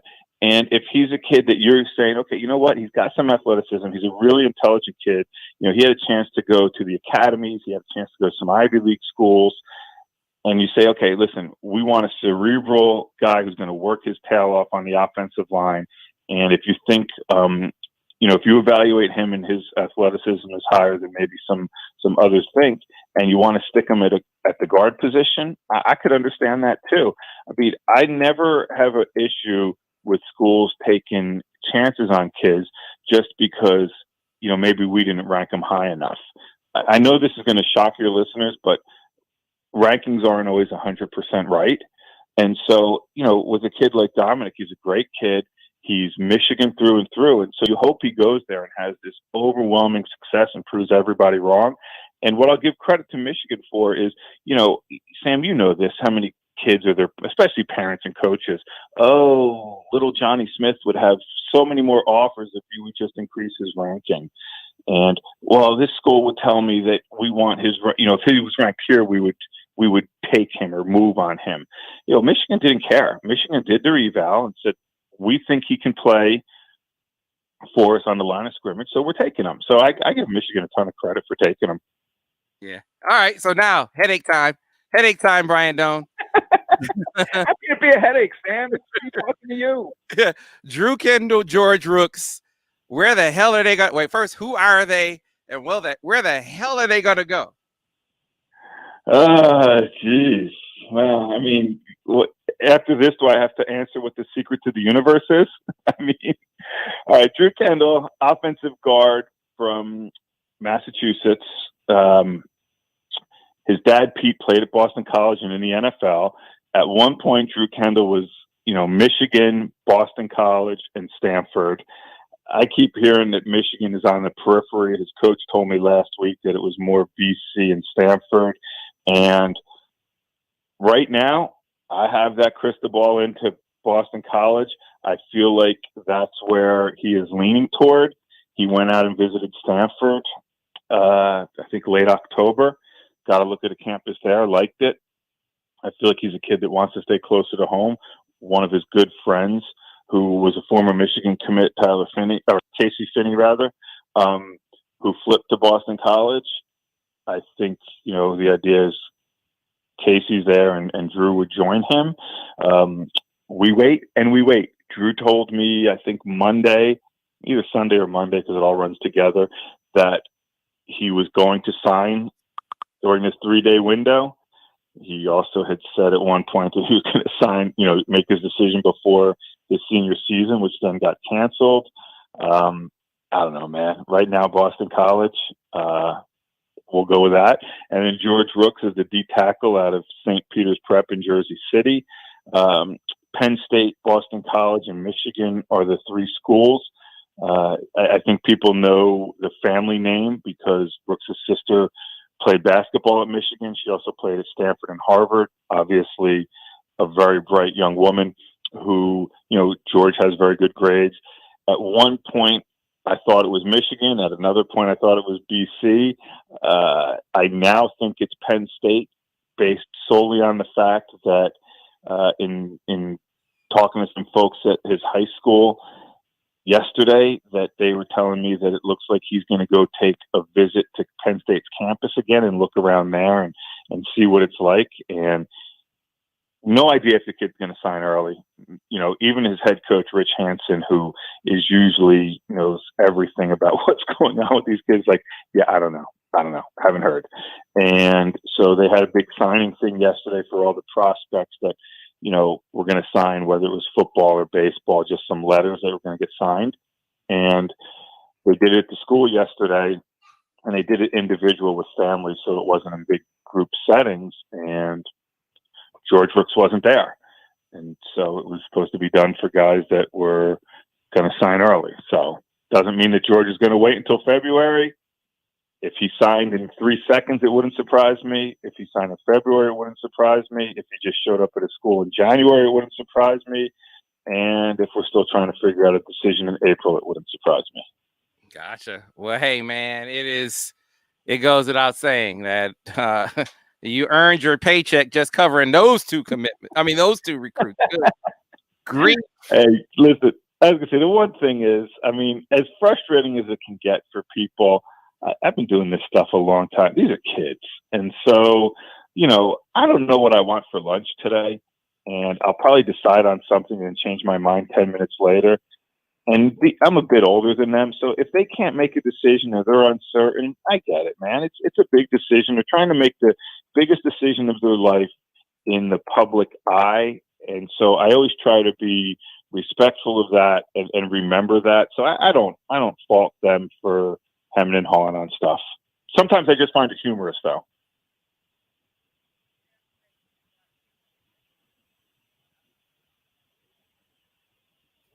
Sam, we just lost your audio, Sam. Okay, I'm back. Sorry. There we go. Sorry about that. I had my dial down.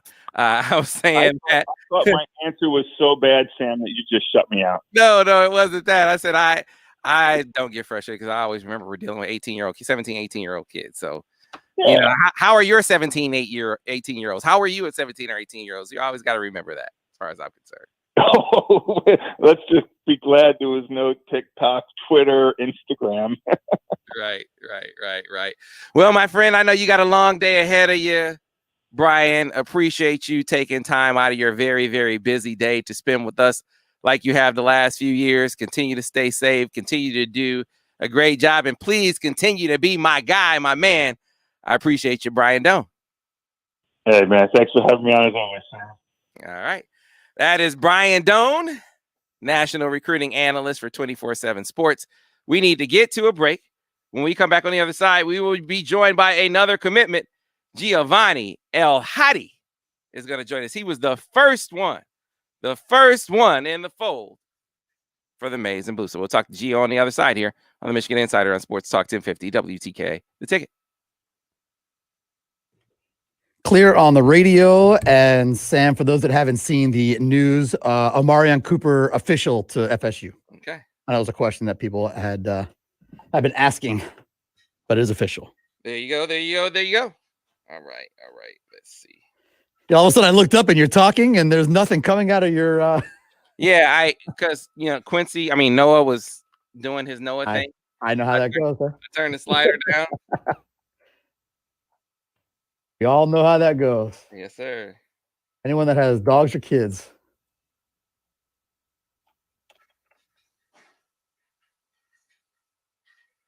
Hey, man, I sent you Alan True. I need if you could.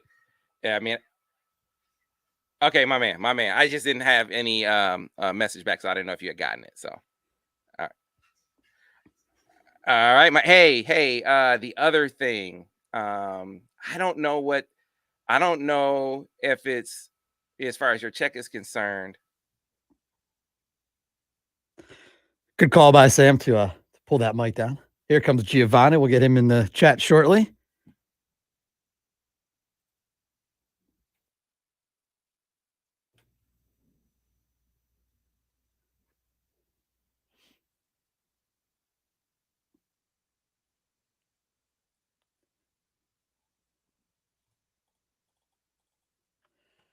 And Drew, we'll get to that after our next guest.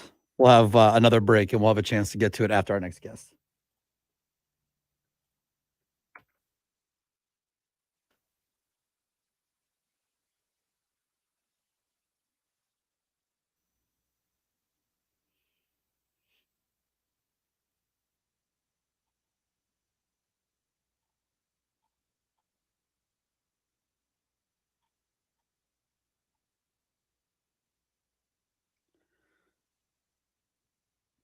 All right, for our viewers, we still have about 2 minutes till we return to radio. Sam will be back with us in just a moment. And to Wolverine devotee, appreciate it. We've had a lot of people asking us about the hats, but as of now, there are no hats available for public. But I keep getting that question asked enough. We may eventually make that, may do something about that.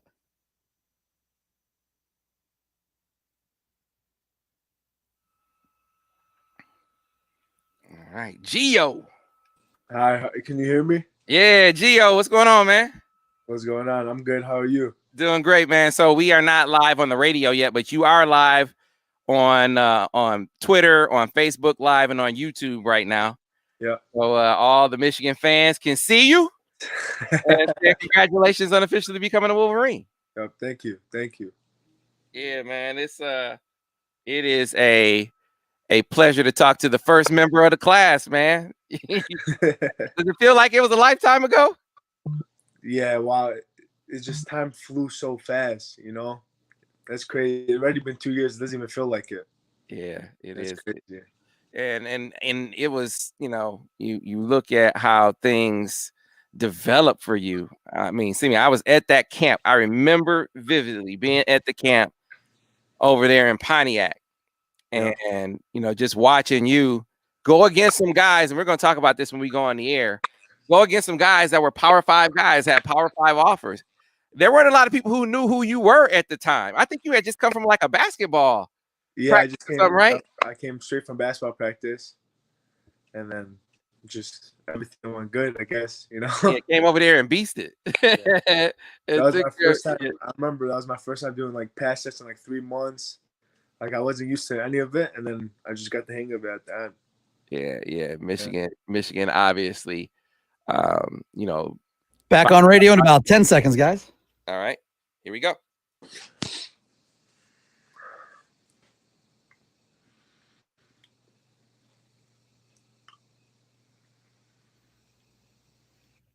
All right, back on radio in 5, 4, 3.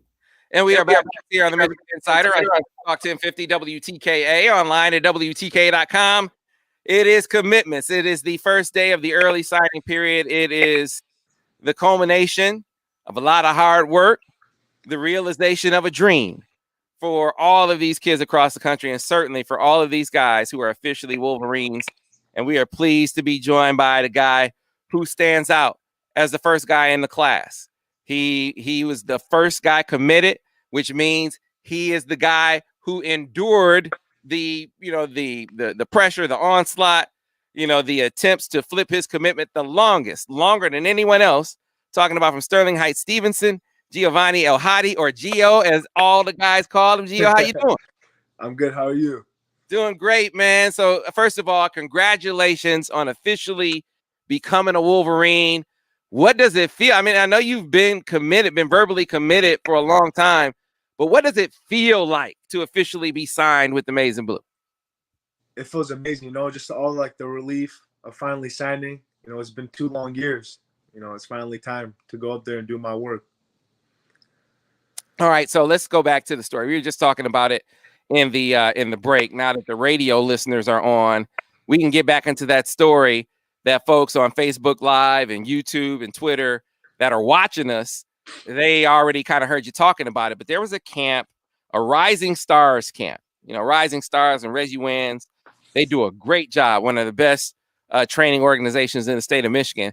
I remember going to that camp because it was a damn blizzard, man. I had to drive through a blizzard to get there.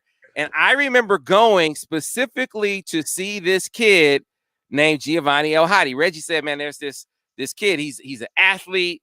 He's a basketball player, but he plays offensive line. I think he's going to be really, really good. You got to come see him. And there's going to be some top talent there too. So I said, all right, Reggie, I'll make the trip. We get to the camp. That kid is Giovanni El Hadi. So I set the stage, Gio. Now you take us there because that was really the event that kind of put you on the radar, so to speak. Yeah. So Coach Wins, I went to one of his previous camps. I think it was on Martin Luther King Day. I did pretty good there. I was a little rusty.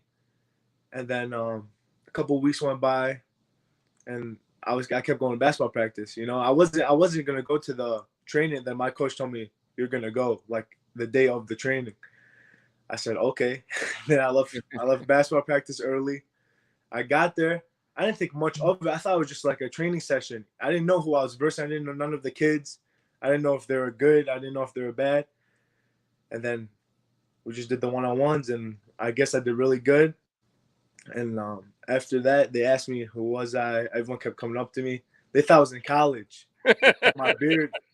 I told them, no, I just turned 15 the other day. They're like, what? All the players were shocked. And then D-Zone posted it, and then I just grew from that. All right, so Michigan caught wind of your performance at that camp. All right, so it wasn't long after that they got in contact with you. So now things really pick up steam, right? So what was that like when you heard from Michigan? Were you expecting it? Did it catch you by surprise? What was that moment like? To be honest with you, once Penn State offered me, that was like my third offer. I was in the shower, I got out the shower, answered the call, all soap on the phone, and he offered me. Everything else was like, it was just like a dream, And then Michigan told me to come visit, and I kind of knew what was going on.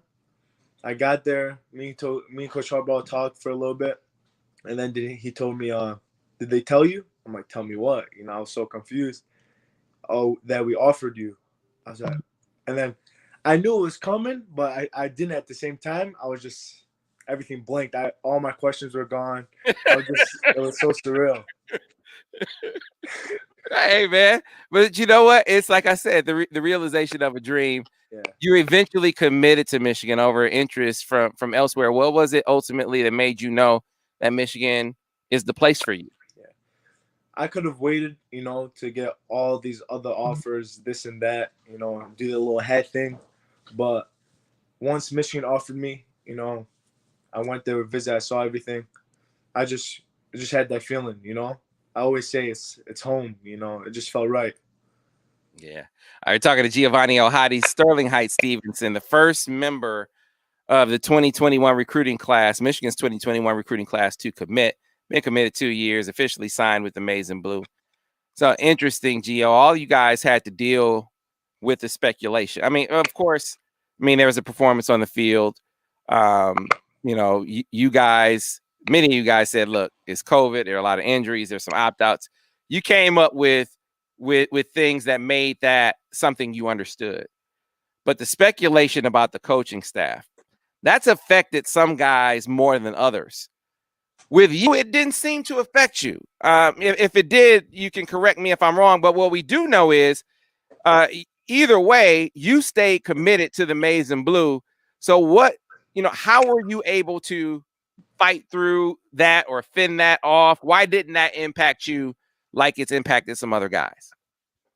Since day one, I committed there. My coach told me, Coach Newcomb, the day I committed to Michigan, Alabama, Clemson, all these schools are flying up to see me at Stevenson. He told me, "Are you sure? You gotta be a man of your word. I don't want you to be like these other kids." And I told him, "I'm sure." Even though Michigan didn't have the best year this year, I still know we'll switch it around next year, because our class is strong, the 2021 class. Yeah, and you are the kind of guy that helps make it all happen. I mean, you can play left tackle, you can play right tackle. I think they have you at LT. I mean, what are they saying for you position wise? I mean, hell, I think you're one of the most versatile linemen in the country. I feel like you could play all 5 positions if you wanted to, but I think it's left tackle that Michigan talked to you about. What are they saying? They want to play tackle for sure. Once I get there, we're gonna see which side I'm gonna play, but it's for sure gonna be tackle. Okay, so but you don't know yet if it's left side, right side. I think most likely it's gonna be left tackle. Mm-hmm. We talked about left tackle because at Stevenson, I played all around the line, and then he really likes me at left tackle. He wants to be the blind side, so we're gonna see everything when I get up there. So for people who haven't seen you play, I mean, I know what a versatile and explosive athlete you are, but for people who haven't seen you play, pretend you're a coach or a scout in the stands and you're watching Giovanni El Hadi on the field. Give us a scouting report. Tell people what they're going to see. Okay. Well, Giovanni El Hadi, he has a great heart. He's strong. He's fast, very mobile, agile. He's a great bend. He plays the whole game, and his heart is so big, the drive doesn't stop. So Giovanni El Hadi is a really good recruit. Gotcha. All right. So, Gio, I know you've been a very active recruiter in this class. Yeah. I know you've been especially active with in-state guys. That being the case, there's a highly regarded, highly ranked guy that you could be blocking for if he were to choose the maize and blue. Out of West Bloomfield, named Donovan Edwards, set to announce his decision at around 1:30 this afternoon. So I'm curious, you being a recruiter and having contact with him, how do you think, I'm just asking your opinion, how do you think that one's going to go? Don's my boy. We talk all the time. He always be repping Michigan. Just let the viewers be tuned for that. They'll be happy. I'm sure for it. Well, there you go. All you folks on YouTube, Twitter, and Facebook, WTKA Sports Talk 1050. Gio saying, look, you're going to be happy. Tuned in at 1:30. So I appreciate you, man. So let's, before we let you go, kind of lay out what things look like for you in the immediate future, in the next few weeks, next few months. What's up with Giovanni El Hadi? So for the next couple weeks to a month, I'm going to be finishing school, obviously, because right now I know it sounds crazy, I'm taking 12 classes to graduate early. I'm enrolled in 2 different programs. So I'm doing that, and then just training hard every day, reviewing the playbook. I gotta get ready. I'm not a kid no more. Yeah, all you're doing is schoolwork. 12 classes, man. Yeah, I know. I'll never think I'll ever do 12 classes in my whole life. Yeah, I'm pretty sure this is the only time that you'll be doing that. But hey, man, congratulations, Gio. It's been a pleasure to watch you grow, to watch your rise, and to watch your grind. Because that's the other thing. Any guy who will take 12 classes, any guy who will go to basketball practice, come right over to a camp where there are going to be other top guys and compete anyway. That's a guy who grinds, and that's Giovanni El Hadi. So appreciate you. Good luck out there. Stay safe, and we'll see you soon when you get to Ann Arbor. Yep. Thank you so much. Appreciate y'all. All right. Go Blue. That's Giovanni El Hadi. 12 classes, Ira. 12 classes. It's impressive, Sam.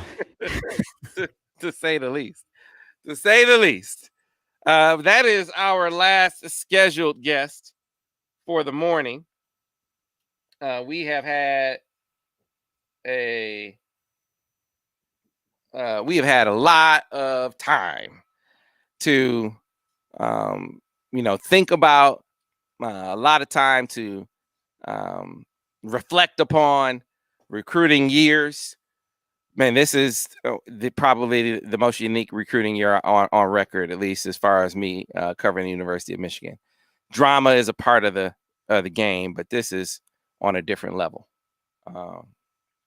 You have a coaching staff that has been asked to sell a future that they want to be a part of, that they intend to be a part of, that they know that when there are some kids out there who are saying, wait, coach, what about is this when the extension is definitely going to get done? And they can't come right back and say and give them an exact date. They know that that's going to put them behind the 8 ball with some of these kids. And yet, by and large, or at least for the most part, they've been able to keep most of these guys. I think you're going to see them be able to keep most of these guys in the fold.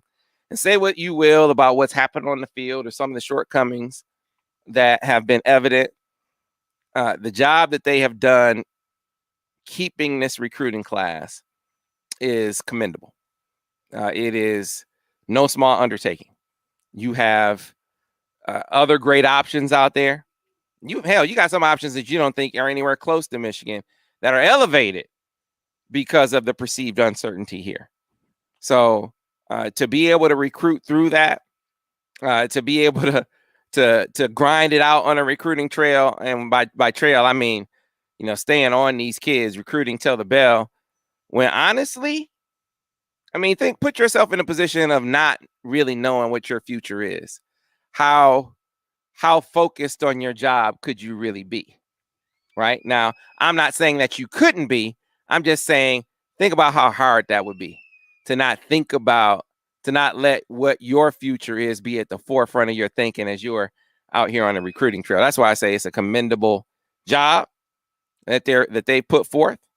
And man, I think if they only come out of this losing 2 commitments, and that's what I'm projecting right now. They only come out of this losing 2 commitments and adding Donovan Edwards, folks, that's a win. That's a win. We got to get to a break. Back on the other side here on the Michigan Insider on Sports Talk 1050 WTK, The Ticket. Clear. And Sam, the request was for you to finish that story from about an hour ago. Yeah.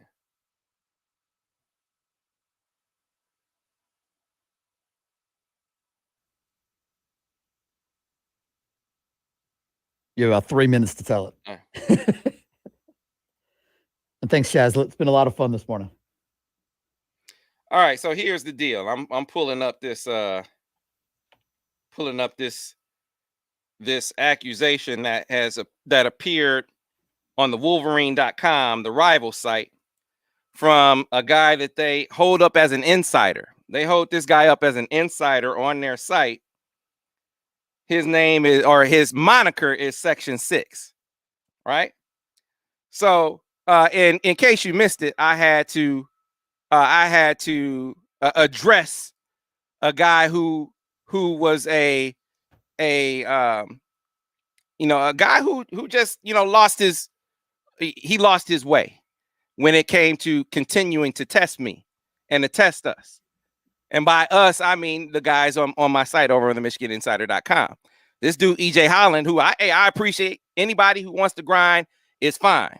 But this dude came up here, acting like that his grind was the only grind. And in the way that he wanted to bring attention to that was to try to demean and disparage us, which I ignored for some time until it got to the point where he's trying to get recruits and their parents involved. There was a situation where he tried to convince some parents and some recruits that my guy Josh Newkirk was acting unprofessionally, which was not true. As I talked about it with those, he was mad because Josh was there covering the same guy that he was covering. Like I said, he thinks he's the only one that's supposed to do something.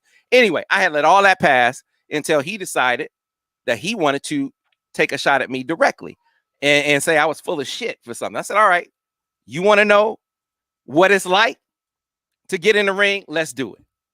And so that's why I addressed him in the fashion in which I did. And I haven't heard anything back. You know where I'm going to be today? West Bloomfield High School If he wants to see me, he can. Now, as far as the aftermath, you have this guy, Section 6, who they hold up as an insider on the Wolverine.com, which is the rival site. And he made reference to me calling out this guy, E.J. Holland, for his habitual line stepping.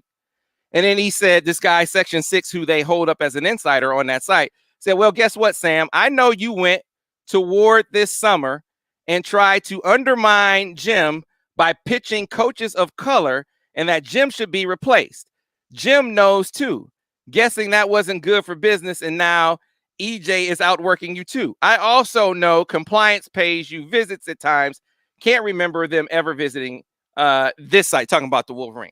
So here's the deal. This dude, Section 6, first of all, is a coward, because who is he? Second of all, he is an absolute fraud, because this never happened. I'll say without equivocation, never happened. It is made up. It is fiction. Did not take place. So he is a fraud. If that's, you gotta come back here, man. If that's their inside guy, then they need to get a new inside guy. How much time do I have left? We're coming back now to wrap up the show. I may stay with me a little bit afterward, because I got more to add to that. All right, we're coming back for the radio side of things to take it to the top of the hour, everybody. But the video will continue a little bit after that, as Sam just said. But we're going to go back on radio in 5, 4, 3. And we have here on the Michigan Insider on Sports Talk 1050 WTKA, online at WTKA.com. Sam Webb, Ira Weintraub on the other side of the county. And look, it has been a festive show. It has been a fun show. If you want to stay with me after the show, I have some more to add about the, I'm addressing this. There's this post over on the Wolverine.com, the rival site, by this guy, this poster, Section 6, who is an absolute fraud, a fraudulent charlatan. Why am I saying that? And I got to clean up my language, because we are on the air right now. Because let me put out in public. I haven't even written about this on the site, but I'm gonna use the last few minutes of my time on the air to address this dumb crap. So he said on their site, and they left it up, the following. He said, and they hold this guy up as an insider on their board. This is a guy who's supposed to have inside information for them. This nameless, faceless Section 6 person said, well, this is, I guess he took offense at me checking a guy who got outside himself from that site over there. If he didn't want to get checked, he shouldn't have been doing check-worthy behavior. Then he wouldn't have got checked. You don't want to get checked anymore, then mind your business. Now, as far as this Section 6 guy, he goes on their site and says the following. He says, well, guess what, Sam? And this is after he addresses me and me checking this guy that I guess he's a big fan of. He says, well, guess what, Sam? I know you went to Ward, meaning Ward Manual. I know you went to Ward Manual this summer and tried to undermine Jim by pitching coaches of color, and that Jim should be replaced. Jim knows too. Guess that wasn't good for business. I also know compliance pays you visits at times. Can't remember them ever visiting this site, the Wolverine. So here's how we're going to handle this. The first thing I'm going to do is I'm going to text this to Jim Harbaugh and see if Jim Harbaugh co-signs this. So Jim, if this is something that I'm going to ask you now over the air, and I'm going to ask you off the air too, because they're saying that this is you too saying this, that Jim knows too. So I'm going to ask you about it. That's number one. Number two, this is complete fictional garbage. This never happened. Did not take place. Was totally made up. And I guess we could just say anything now, right? We just go on websites, go on social media, say anything we want to say. We can make stuff up. But look at what he chose to make up. So first of all, he's a fraud. This guy there holding up is having inside information. This is your inside information. Well, he's made up a lot of stuff for y'all then.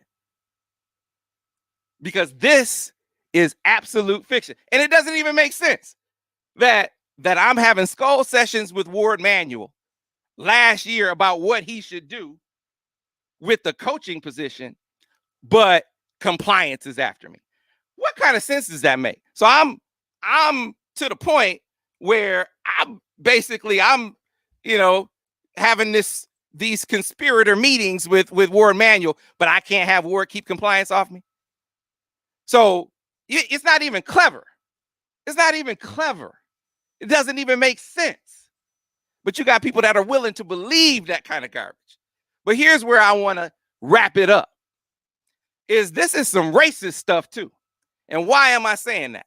Because look at what he chose. Look at the story he chose. He could have made up any story.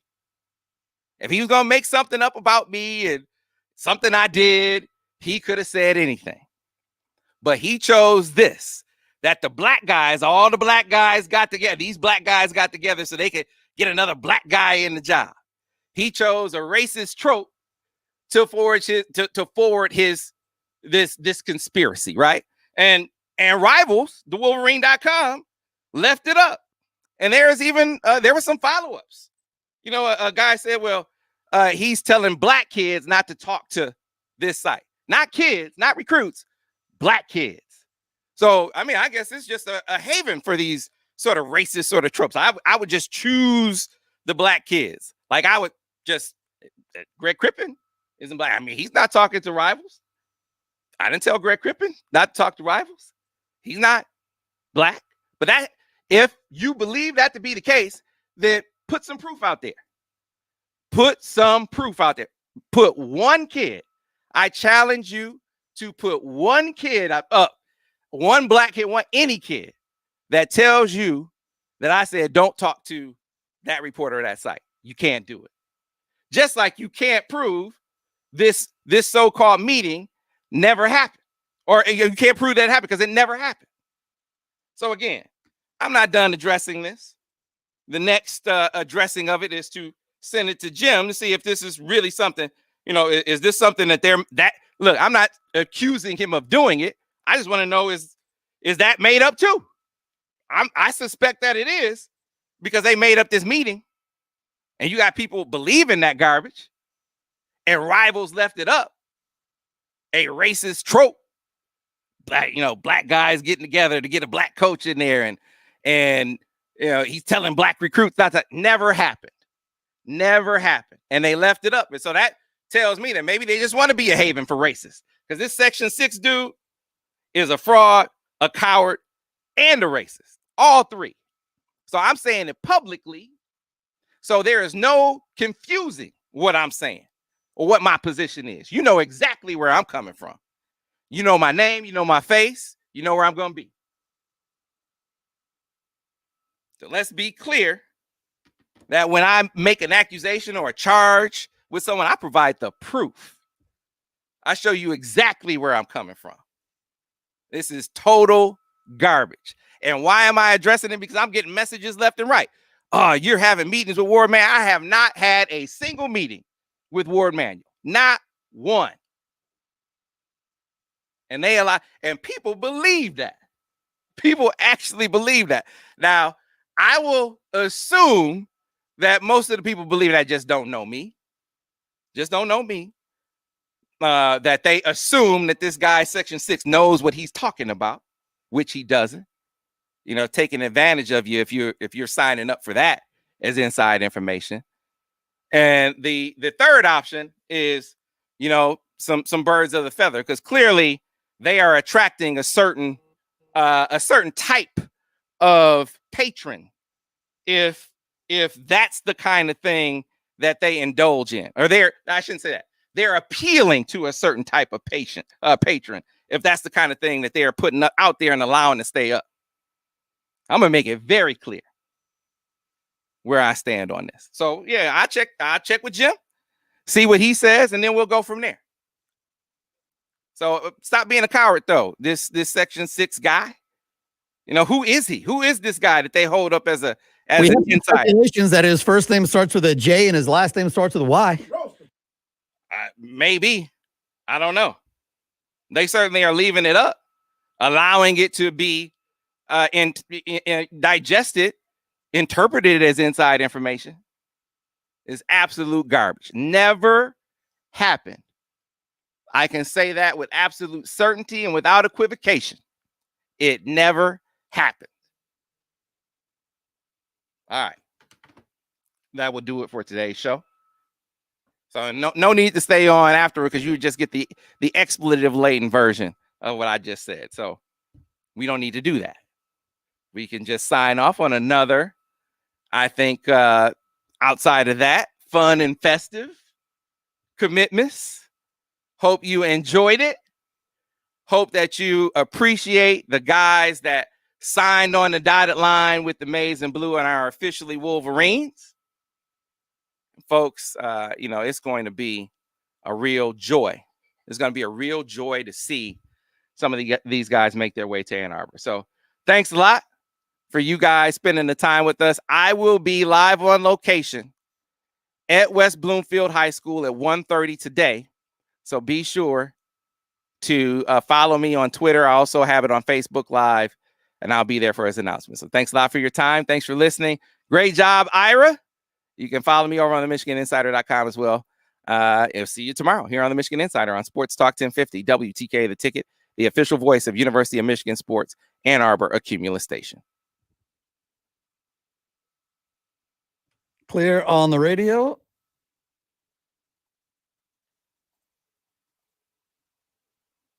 All right, Sam, we have a few people sticking around if you have anything else to add. Oh, no, you would just get the expletive-laden version of that. Like I said, this is some dumb shit. This is some dumb shit. And if you wanna go to a place that traffics in dumb shit like that, then that's where you go. And I'm saying that because they allowed this thread to mushroom to the point where I've been sent this thing 25 times asking me, is this true? It's a joke. And it's conspiracy. I guess I was bound to have a conspiracy theory about me at some point. But this is ridiculous. And like I said, look at what he chose. Yeah, I know you met with Ward Manuel to get a coach of color in there. That is absolute garbage. Bullshit. You can't even, there's no way you can prove that because it did not happen. Never happened. And yet you got the platform to put that kind of garbage up and not be nuked, not be deleted. People co-signing saying, yeah, he's telling black kids not to talk to this like that. That never happened either. So how about this? Instead of asking me, did it happen? Ask them to prove it. Ask them to prove it. Because they cannot prove. And I'm confident, I am certain that when you ask them to do so, that they will not be able to. Because neither thing happened. But it's not lost on me what they chose. To kind of choose a trope and it just fits. Yeah, Ward's black, Sam's black, so they must be getting together, talking about bringing in a black coach. I can tell you who I think thinks like that. A racist. And a cowardly racist at that. Because he's doing it behind a screen name, a moniker. If you're gonna be racist, at least be a proud racist. We've already eliminated clever racist from the description because it's not clever. We already know you're a dumb racist. Talking about I got a score. I have an open door policy with Ward Manuel allegedly, which is not the case, but allegedly. But I can't. But compliance is after me visited my site all over me. But I got a connection with the AD. He printed and nobody called that out. Nobody saw the contradiction in that. Seriously. I mean, Michigan's fan base is smart, right? I mean, I'm not saying that's it is. I'm not assuming that it's not, but certainly some of the readers of that particular thread to not be able to put that together. Anyway, that's gonna do it for this show. I'm supposed to be on. I got I'm supposed to be on a 24/7 thing. So sorry, bye everybody. I gotta go.